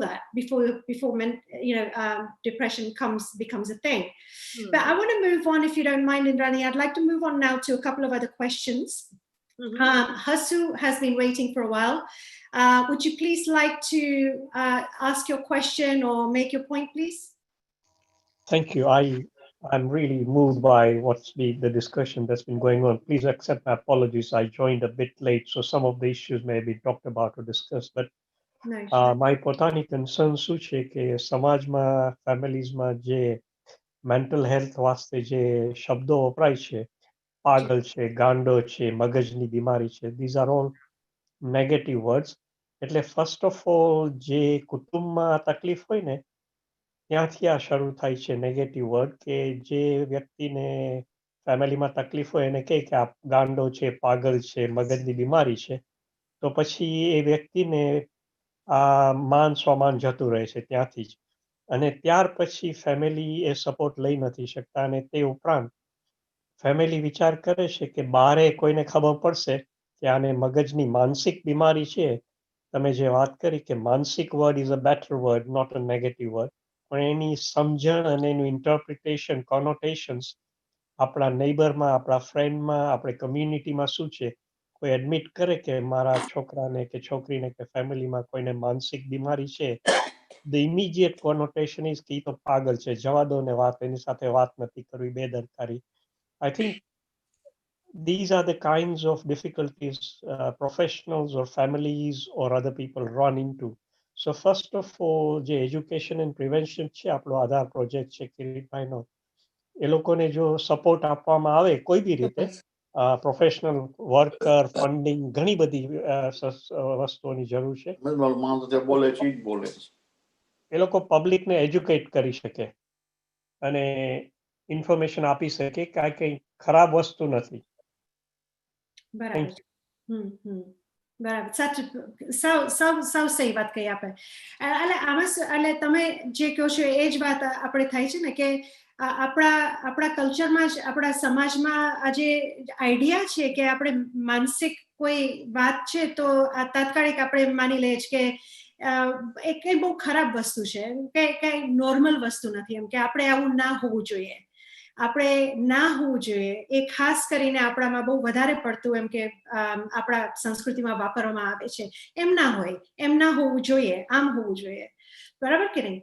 એટલે આ વસ્તુઓનો જે એમાં શું થાય છે કે માણસ દબાઈ જાય છે, આપણે દબાઈ જઈએ છીએ અંદર. આપણે જે કંઈ વાત કરવી હોય તો આપણાથી થતી નથી અને આગળ વધી નથી શકતી. એટલા માટે આજે પ્રોગ્રામ્સ બનાવવામાં આવે છે. આજ જે છે, આ ધારો કે આજ છે, આપણે આવા આધારે ઘણા આવા પ્રોગ્રામ્સ કરેલા છે, બીજી સંસ્થાઓ પણ કરે છે. તો એમાંથી આપણે ધીમે ધીમે ધીમે આગળ આવીએ અને આ અવેરનેસ એટલે કે માણસને જાગૃત આપણે આપણા સમાજોને જાગૃત કરીએ છીએ કે આવા ઇશ્યુઝ હોય છે અને એમાં કંઈ ખરાબી નથી, આમ સાધારણ વસ્તુ છે એકચ્યુઅલી, કારણ કે લાઈફ આજકાલ ખૂબ ડિફિકલ્ટ છે, ચેલેન્જિંગ છે, અને એમાં કોઈ આવા ઇશ્યુઝ આવી જાય છે તો એમાં કંઈ વધારે પડતી ખરાબ વસ્તુ નથી. એને જે રીતે આપણને શરીરમાં કંઈ દર્દ થાય તો આપણે જઈએ છીએ ડૉક્ટર પાસે, તે રીતે આ પણ એક વસ્તુ છે કે જેના માટે આપણે સાવચેત રહેવાનું છે કે આપણી હેલ્થ, આપણું સ્વાસ્થ્ય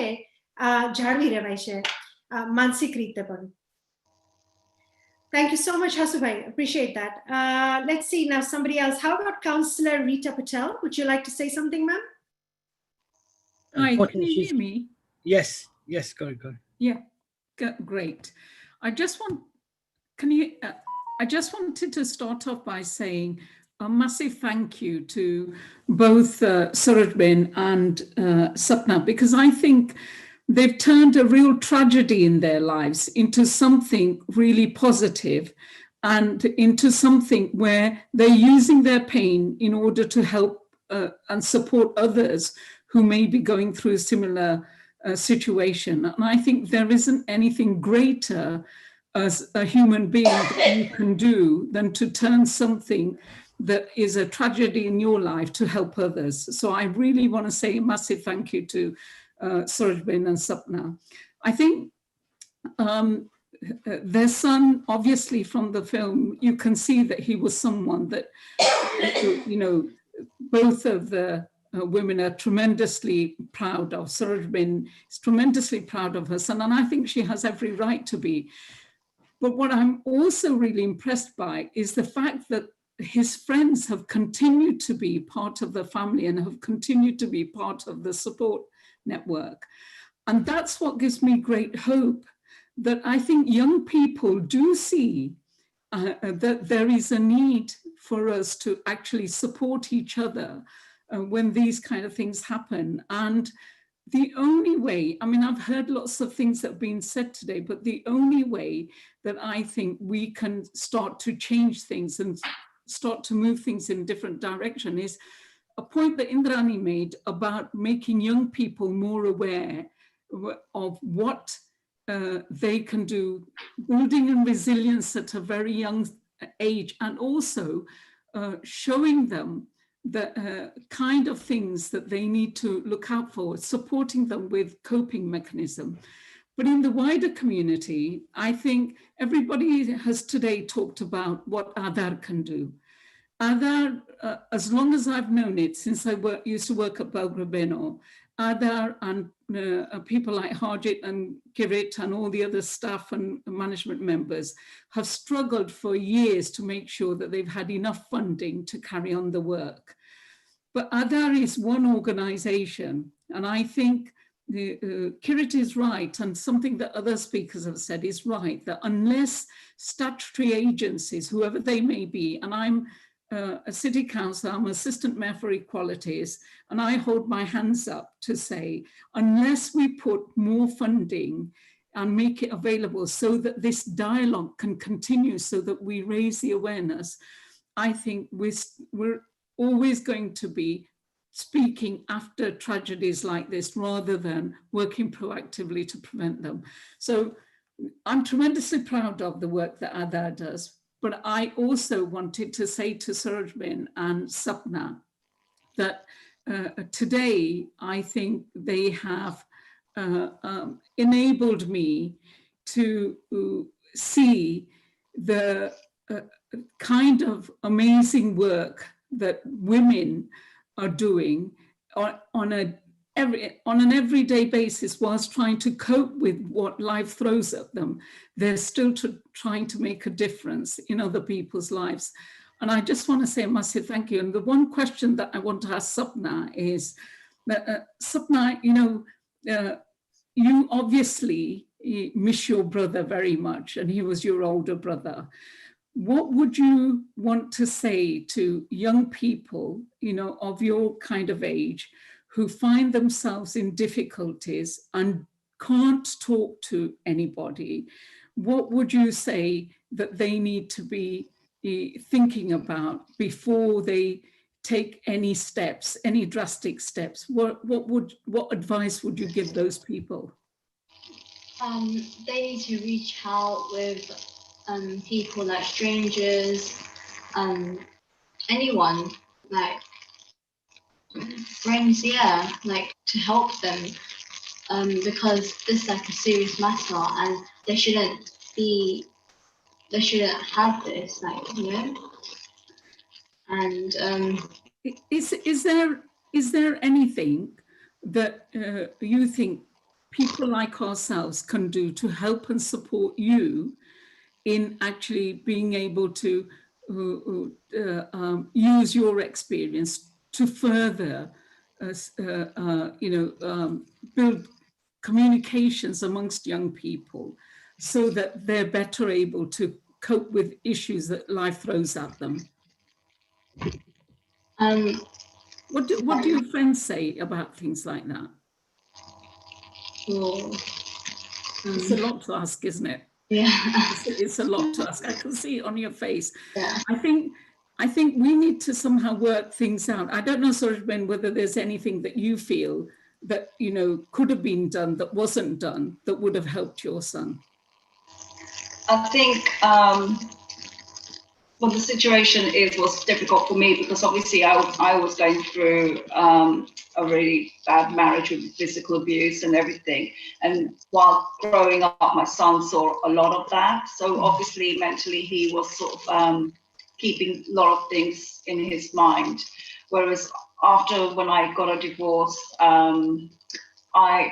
we went for counselling, me and my daughter, and I kept on saying to my son, why don't you come along? We might just need a little bit of counselling for us just to get back because we've separated from your dad. But he kept on saying, no, Mum, I'm fine. And obviously he finished his A-levels and then he was going on to university. So he kept on saying, I'm fine, Mum, but you go ahead with business, you know, with Sapna.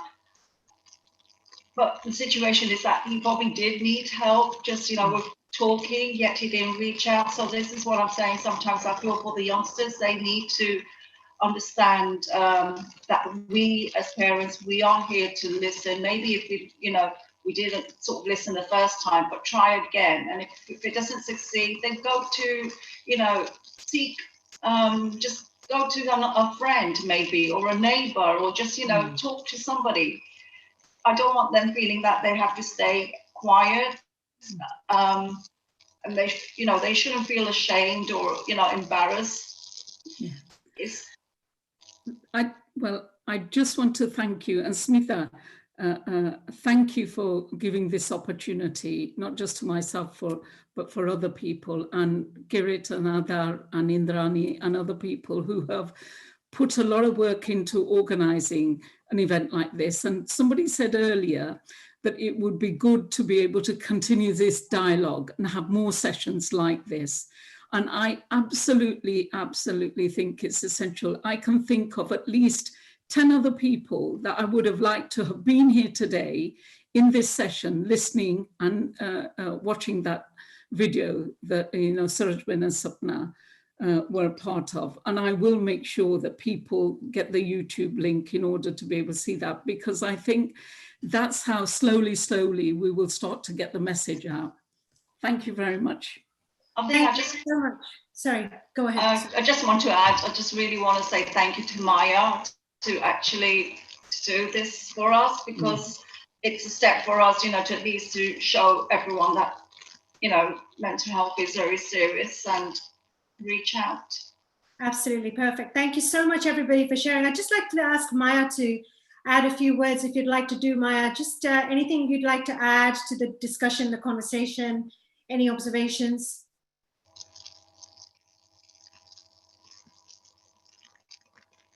Can't hear you, Maya. If you would like to unmute yourself. Yeah. Can you hear me? Yes. Hi. Yeah. Yeah. And thanks for screening Saroj's story to reach out everyone to knowledge about the mental health, and especially I'm so pleased to see Saroj and Sapna here. And after we done the movie, we didn't have a time to meet because of COVID-19. And yeah, hi Sapna, I hope you're okay, and I miss you. And when I did the documentary, I think it's as a filmmaker, I'm not quite hard for me to, because I have to build up the trust filmmakers and the stories, who had a very personal, private story to open up to in front of the camera, and because they are not actors or actresses, and of course, and they will, because it's naturally when I made them, they open up their mind, but exactly that honest convocation, talk, I need to get into the film. And what I did, and before doing the filming, I think Sapna, and then I realized I want to open up Sapna's, and rather than Saroj as a young, the young girl, what I did, I brought my film crew to their house first before we are doing filming, and we had a nice cup of tea and eating. We had a nice time before shooting, because I want to introduce my film crew to there, and especially for the Sapna, getting to know them, the make them comfortable. I'm so pleased, and they came very naturally and honest, and how they feel about losing their brothers and son, and not only Saroj, and to be honest, when I did the research about the mental health within South Asian community, and I've been so many houses who affected for the mental health and who lost their loved one within the family, not everyone coming up sharing their story. They are still afraid of the society and how they're judging them, oh, you're crazy, you lose your son because of, you lose your daughter because of you and your fault. They're really easy to point out someone's fault, to understand. Then I'm so pleased, and Saroj and Sapna, they came up, and I met more than 10 families, and they are the people, okay, we are willing to give our story to and share with the world. And now you are here and sharing your story with everyone. And please reach out. I mean, I noticed through my research, most of the people, they think they cannot understand their parents about mental health, especially for who come from India and Sri Lanka and Bangladesh or Pakistan, and because they born and brought there and raised there, they came to this country, and their children, and born and raised here, because of the generation gap, sometimes they cannot understand, they're not using technologies, and the children thinking, the parents cannot understand, the mental health and education.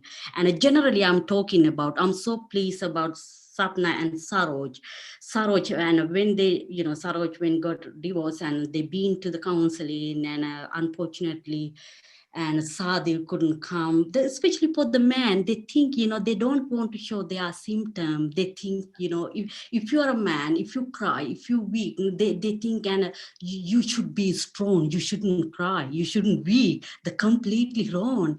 We need to make them comfortable to speak up and reach out. If you are having so many, how can I say, I want to give a message. If someone feel, if you are going through so many issues, if you feeling you can't talk to anyone, you feeling like you are afraid of other person judging you, please go to the counseling. And that's the counseling is the best place. And that's the places you can open up, and you can burden yourself, and you can talk whatever. If you want to cry, if you want to laugh, you can do whatever you like. That's the most safe places to open up your mind. If you can't talk to within your family, colleagues or friends, please Got it. Absolutely fantastic advice. Really good reminder, and for those people that are not in a mindset of using external services and support services to share personal problems, that's a very, very good piece of advice and counsel. I'd just like to say, Maya, before we move on to the next session, which is mindfulness, we're going to do a few minutes with Pam, who's going to guide us through mental health from the perspective of mindfulness. What I like to do is just to wrap this up by saying that the documentary, the storytelling was so excellent.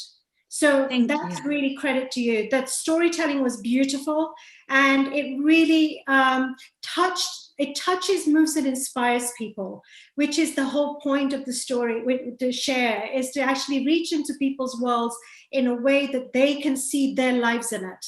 And that's the, as an author, I would say that that's the mark of a good storyteller, is can other people relate, resonate with the story that you're telling. So thank you so much. Really appreciate it. Thank you. Thank you for your inputs.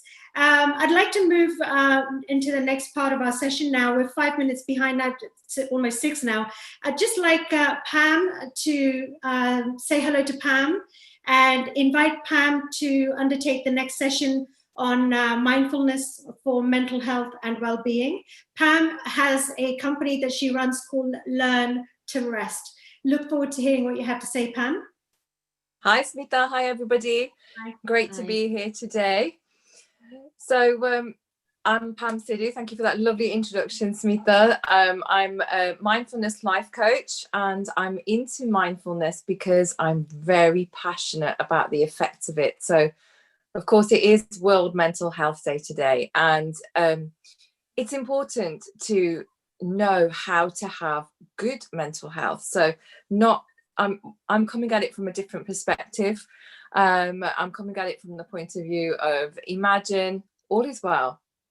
And from that place of being all is well, what tips and techniques, what can we do to keep ourselves well, to keep our good mental health?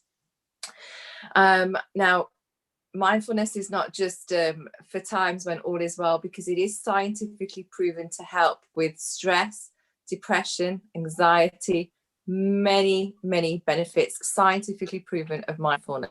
I'm going to go through a few little tips and tricks with you just now. Of course, I am trained in mindfulness, but I'm also trained in NLP, which, without getting too technical, it just means that I've got more tools that people can use when it comes to using their mind. So what is mindfulness? Mindfulness is just about keeping ourselves in the moment, keeping ourselves here right now, keeping ourselves present. So the mind has a way of course, thinking about all the things that might have happened, thinking about all the things that could happen, thinking about the next job we have to do, the next call, email, whatever it might be. Mindfulness is just a way of training ourselves to be here right now. And by doing this, we're practicing good mental health. And I'm going to go through a technique, a very popular technique that I'm going to share with you in just a few minutes of how to actually do that. But let's just bring it back to something that I was discussing earlier as well in a session that I ran, which is good mental health. So I'd love to hear from yourselves. How often do you meet with people or phone somebody and talk about the good things? How often do you go in there and talk about a good memory or a positive thing that might have happened? So this is something that I think that all of us could be doing every single day, you know, even if it means looking in the mirror and reminding ourselves of something good that has happened. We have a way that we record and we store memories. And often, most of us are blessed enough to have had more good things happen to us than to have something negative happen to us.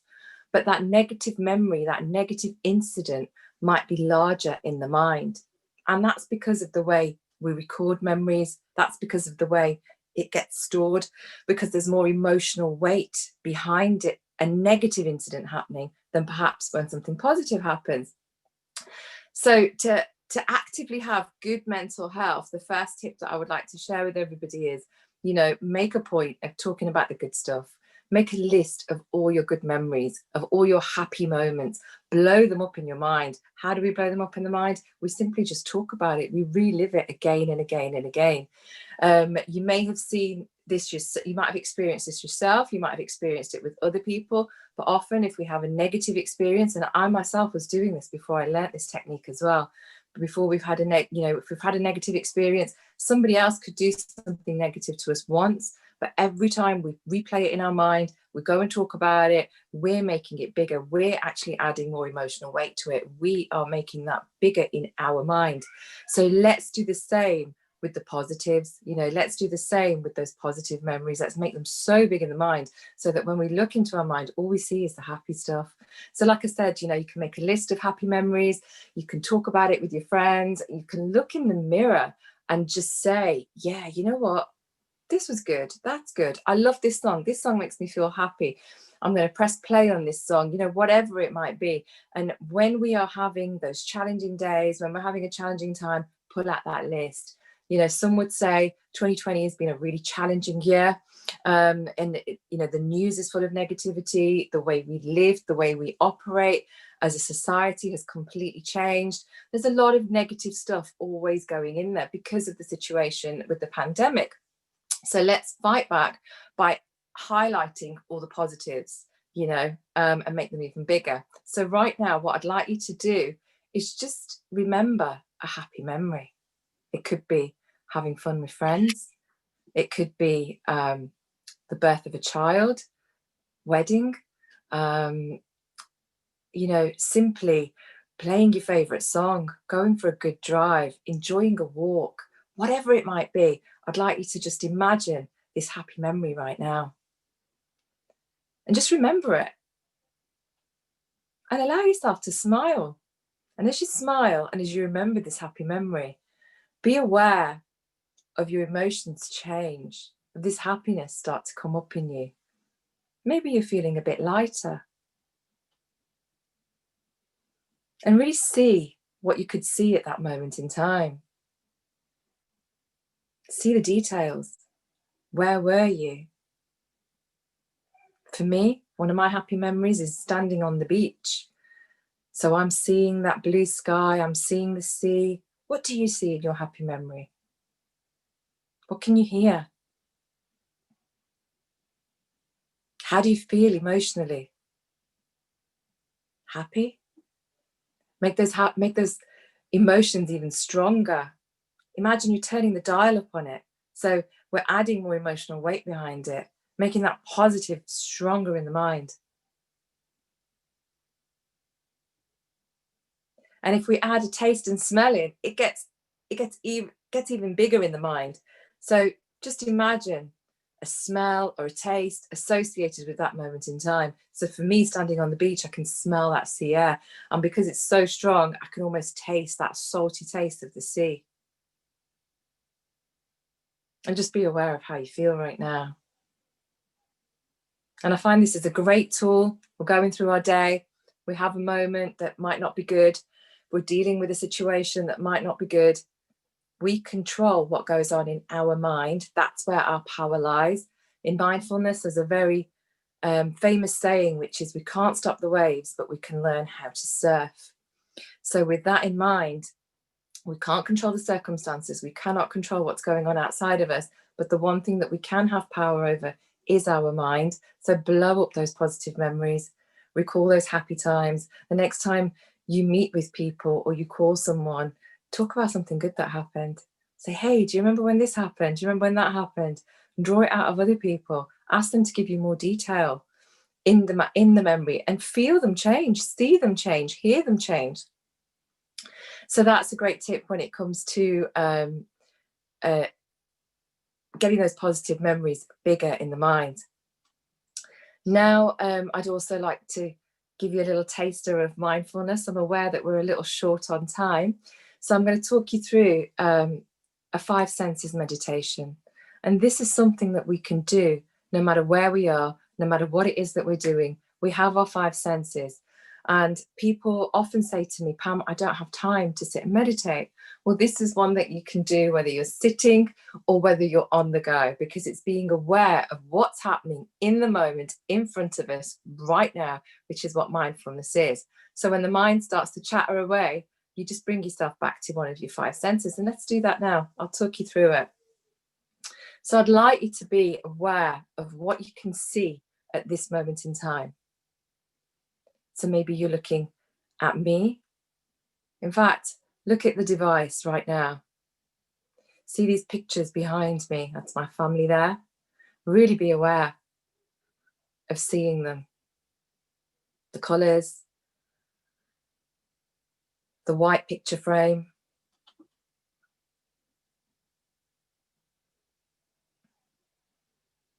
Just take in the detail.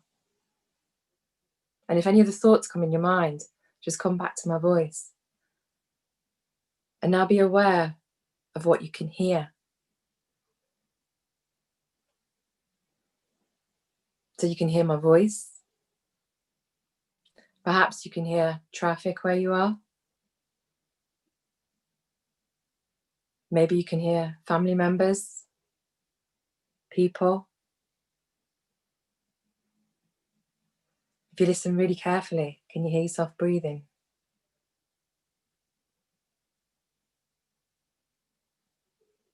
Talking about the breath, we're going to move on to feeling now. So take a deep breath in and just be aware of that breath going into the body and coming out. And we're just going to focus on our breath now and feel that breath moving in and out of the body. Be aware of the route that breath takes as it goes in and comes back out. Are you breathing through your nose? Are you breathing through your mouth? Does it feel warm? Does it feel cold? Imagine you're breathing in peace and calm and breathing out the past. You're breathing in the moment and breathing out the past. Be aware of the temperature in the room. So we're focusing on what we can physically feel right now. Maybe you have your feet on the floor. If you do, feel the floor under your feet. Maybe you're sat on a chair or you're lying down. Feel the chair, the bed, whatever it may be that's supporting your weight. And still be aware of the breath moving in and out of the body. Now we're going to move on to how we emotionally feel. So just be aware of your emotions and also be aware that you can take charge of them. So just smile. And feel yourself smiling on the inside too.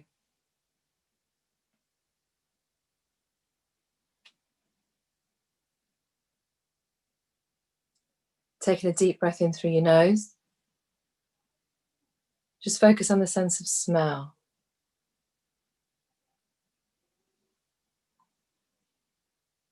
Maybe you can't smell anything, and that's okay. Maybe you can. We're just engaging, consciously thinking about that sense of smell.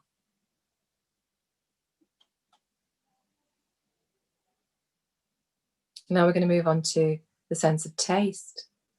So just move your tongue around your mouth and just be aware of what you can taste.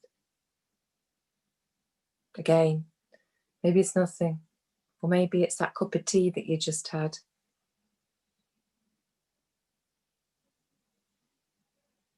And then when you're ready, just bring your attention back to me.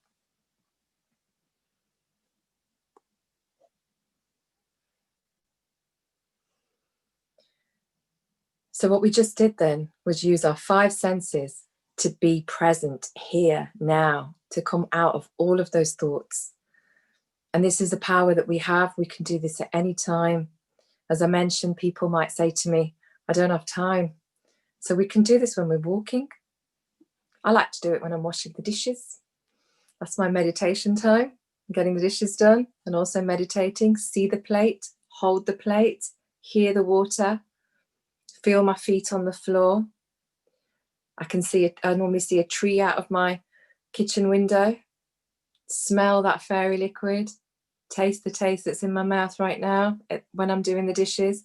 And then I go back to what I can see. It stops my mind from going here, there, and everywhere.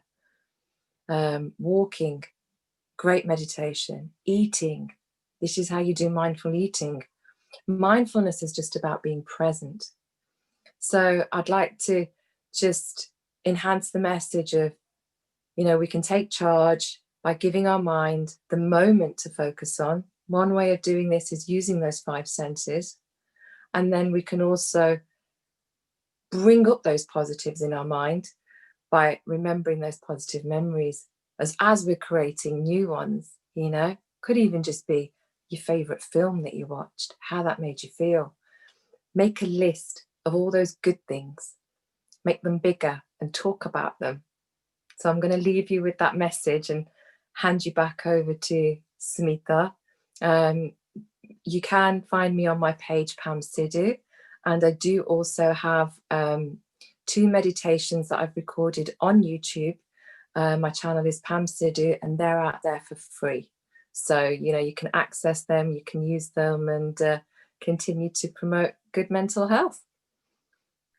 Awesome. Thank you so much, Pam. That was amazing, really amazing. The sense of calm and peace just in those few moments that you were sharing a few techniques, you know, just applying a number, just very simple techniques transforms the experience of everything that's going on. So not to take away from the challenges that we have in life, not to take away from anything that people have experienced.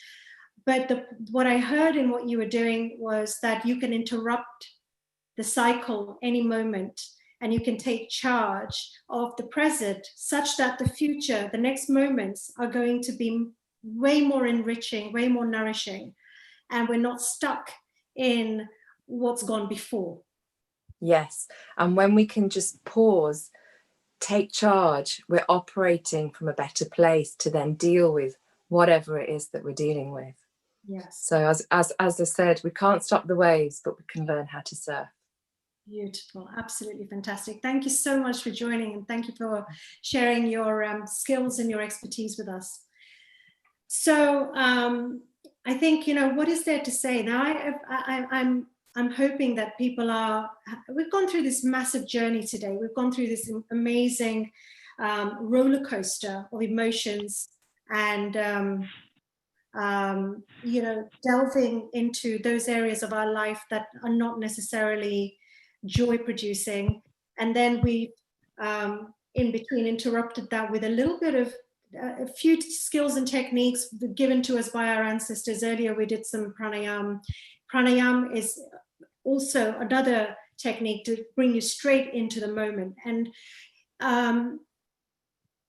where we end with is a sense of calm and peace, that life does go on, stuff happens in life, but the point is that we need to find ways of becoming more powerful in dealing with them. And that's indeed what Saroj and Sapna have been saying, is to not succumb to, not become a victim to our circumstances, but to find ways. We constantly have to train ourselves in new skills with which we can become masters of how our lives go, even in spite of things happening to us from outside, whether it's COVID, whether it's, you know, family members, whether it's, you know, even something as profound as somebody committing suicide, someone close to you. So thank you so much for that, Pam. Appreciate that. And it's a really apt place to bring some remarks, you know, on behalf of Adhar now to close our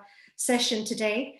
And firstly, I'd really like to thank all of you involved in promoting Mental Health Day, and a very special round of thank you and applause and acknowledgement for the panel who have been generating this discussion, but also to everybody who's contributed, because your contributions are really what this program is about. It's really about you. And so I really appreciate that you brought your life experiences, your own personal situations into this conversation, whether you shared, whether you spoke, or whether you listened and allowed the contribution to be, you know, to shape what you will do going forward. Mental health affects everyone differently, and Adhar recognizes that each individual is unique. Therefore, each journey taken towards recovery will, for some, be difficult. But this is where Adhar and its staff and volunteers assist people to walk alongside them, providing as much support as possible. You need to know you are not alone. You may not necessarily know where to go to immediately, but if you look, if you ask, ask around. You know, there's a dearth of resources that are available from where you can begin your journey of recovery. Today's program has been focused on World Mental Health Day to raise awareness of the stigma of mental health, domestic abuse, and suicide for this special day. A massive thank you to Saroj, to Sapna and Maya for making this film, and for today's screening of Diary to My Son. It was deeply moving and really very powerful, something that gives a lot of food for thought to a lot of people. It's an opening for action for many people. It will help us to create more conversations and seek help. And the theme of Mental Health Day is, in fact, for an organization such as Adhar, it's investment. And, you know, Girit Bhai earlier mentioned that, you know, we need to have more awareness of these organizations existing and so on. Well, he's absolutely right. And I think one of the points that Girit was trying to allude to was the fact that, you know, money, fundamental investment in raising these issues is really key. And Adhar is an organization that can benefit a huge amount from external investment. And it's vital that mental health providers and patients work together to define 2021 and beyond to ensure parity between primary and secondary care services. The event today, we hope, has been both informative and empowering for participants and for those leading the online platforms. But for many of us, mental health is not a one-day event. As one of the ladies who shared earlier mentioned in Gujarati, that, you know, she's dealing with immediate issues that we talked about today, but she's not able to share about those on a public forum. So in people's lives, you know, these issues go on. It's not just because there's a mental health day that we do something and we forget about it. It's a daily event that requires us all to be mindful in our interactions and in developing responsive services. Adhar is an excellent example of meaningful service user involvement, and alongside the investment theme, which is asking governments and others for additional funding injections, it's important that we also invest in service user involvement so that people like yourselves can actually become more involved in these organizations that provide these services, so that those that use mental health services have a say in defining and planning the future of BAME mental health provision. So once again, Girit, myself, Adhar, would like to thank everyone for joining today, for participating, and to remind the community that Adhar is only a phone call away if you need mental health support. Please don't suffer alone, ask for help. So a really big thank you to everybody, and including Josh Taylor, who is being involved in developing Adhar's new website. So I'd really like to say thank you to Josh as well. Use the website for finding out more about the services of Adhar. And thank you so much, everybody. Once again, I'd like Girit to say a few words. He's got some, he's got an announcement to make. I'm keen to hear what this is. It's breaking news, Girit. Over to you. And we can't see your face fully, so if you can find a way of lowering your screen or, yeah, that's better. Okay, thank you. Just firstly, thanks Smita for excellent comparing and hosting of this event, and summing up was excellent, so appreciate that. And you've already said thanks to Saroj and Maya, so I won't duplicate that. But the hot news is, I first take apology because I did say that we are not funded by the NHS, which we weren't up until a few days ago, but we are now been given funding to do train 4 trainee psychological wellbeing practitioners that will be targeting in schools. So they'll be working with, once they're trained, they'll get a qualification, but they'll be going into schools, working with children and young people with low levels of anxiety, stress. And we've just got the announcement early this week. So we will be recruiting 4 people, particularly from our communities, that will work in schools where they're high populated people from our communities there. So that's the first news. So So that's the NHS who are providing us that funding. So, Amazing, amazing. so that's going to be exciting for the work that we need to do in schools, particularly within our communities. The second news is we've also, thanks to the Leicester City Football Club and the Vichai Foundation, they've also, we put in a bid in early this year, just as COVID hit, and they've provided us an extra funding to do some work around sports and mental health and young people. So we've got a really, and that was another announcement we got this week. So we've got, you know, some good projects coming, but finally we're going to, 31st of October, please keep that date in your diary.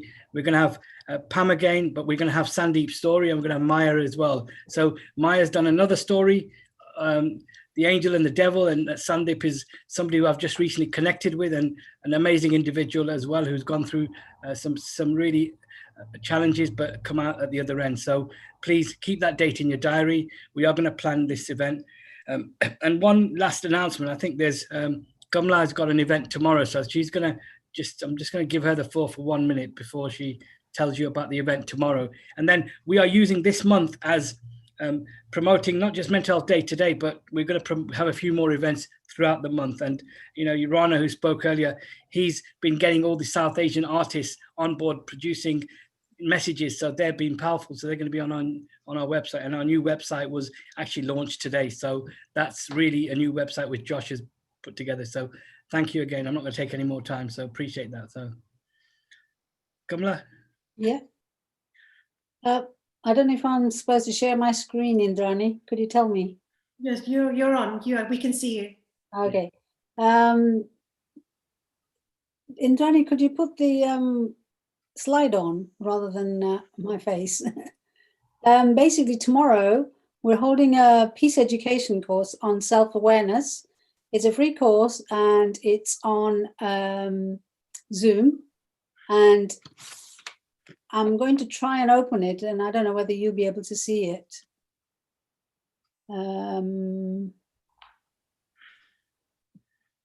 Share the screen. Can you see it? We've got the details on there. It's on Zoom, and I'll just mention the Zoom ID, 560-996. It's on the screen. 9037. And the passcode is 574711, 7 p.m. to 8:30 tomorrow. And we're also holding another event on the 18th of October. And this is about women sharing their stories historically, currently, about how resilience has shaped them.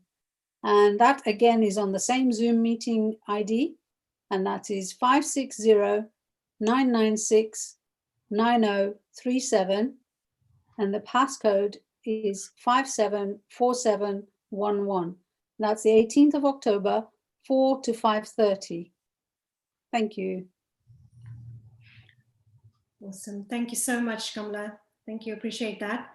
Hope everybody got the link there. Is there any way that you can share it, Kirit? Can you share it through your WhatsApp group? We'll share it on the WhatsApp group as well. Yeah, I think that would be a good idea, because people are probably not sitting there with pens or something. Okay, thank you so much, everybody. Any last comments from anybody? I've got a few minutes left. I just want to ask Kirit, or I want to say, Saroj, would you like to say last words? Let me ask Saroj. Saroj, what would you like to say? Yes, sorry. Just like to say that, you know, hope. I mean, the whole program that you put together was really brilliant, and I'm just the last few words saying that, you know, I hope you do reach out if anyone's feeling, you know, really down or low or anything like that. Please do reach out. Please don't feel it, you know, you're alone. Beautiful. Thank you so much for sharing your story and for the inspiration that you are sourcing from. So yeah, so mute. That's better, I think. We're starting to get that background noise again. Mute somebody else. There we go. That's better. Okay, so I just want to say, Saroj and Sapna, you know, the inspiration that you are drawing from your situation on a daily basis is not only your lifeline, but perhaps the lifeline of so many other people. So I'd like to say thank you once again for joining. I'd like to say thank you to Maya for creating the documentary and for doing such an amazing job. And if Kirit, would you like to say some last words as we close? No, just again, thank you to the Adhar kind of service users as well who have contributed to this event today, and the staff team and the volunteers, and thank everyone who actually joined, because everyone who joins, if they take this message out and then keep talking about it, it's about creating conversations. That's the key message, is let's continue to talk about mental health and create those conversations to break the stigma and taboo within our community. So thank you very much. Absolutely. Thank you so much. And anybody wants to stay connected to myself, my website is smitajoshi.com, and I'm on Instagram, on Facebook, or just put via my website, you'll be able to get all of my handles, and I would love to stay connected. Thank you so much. Really appreciate. Namaste, namaskar. Thank you. This won't be the last time we see Smita, so don't worry. We've got her for a few more sessions, so don't worry. Thank you. Thank you. Thank you.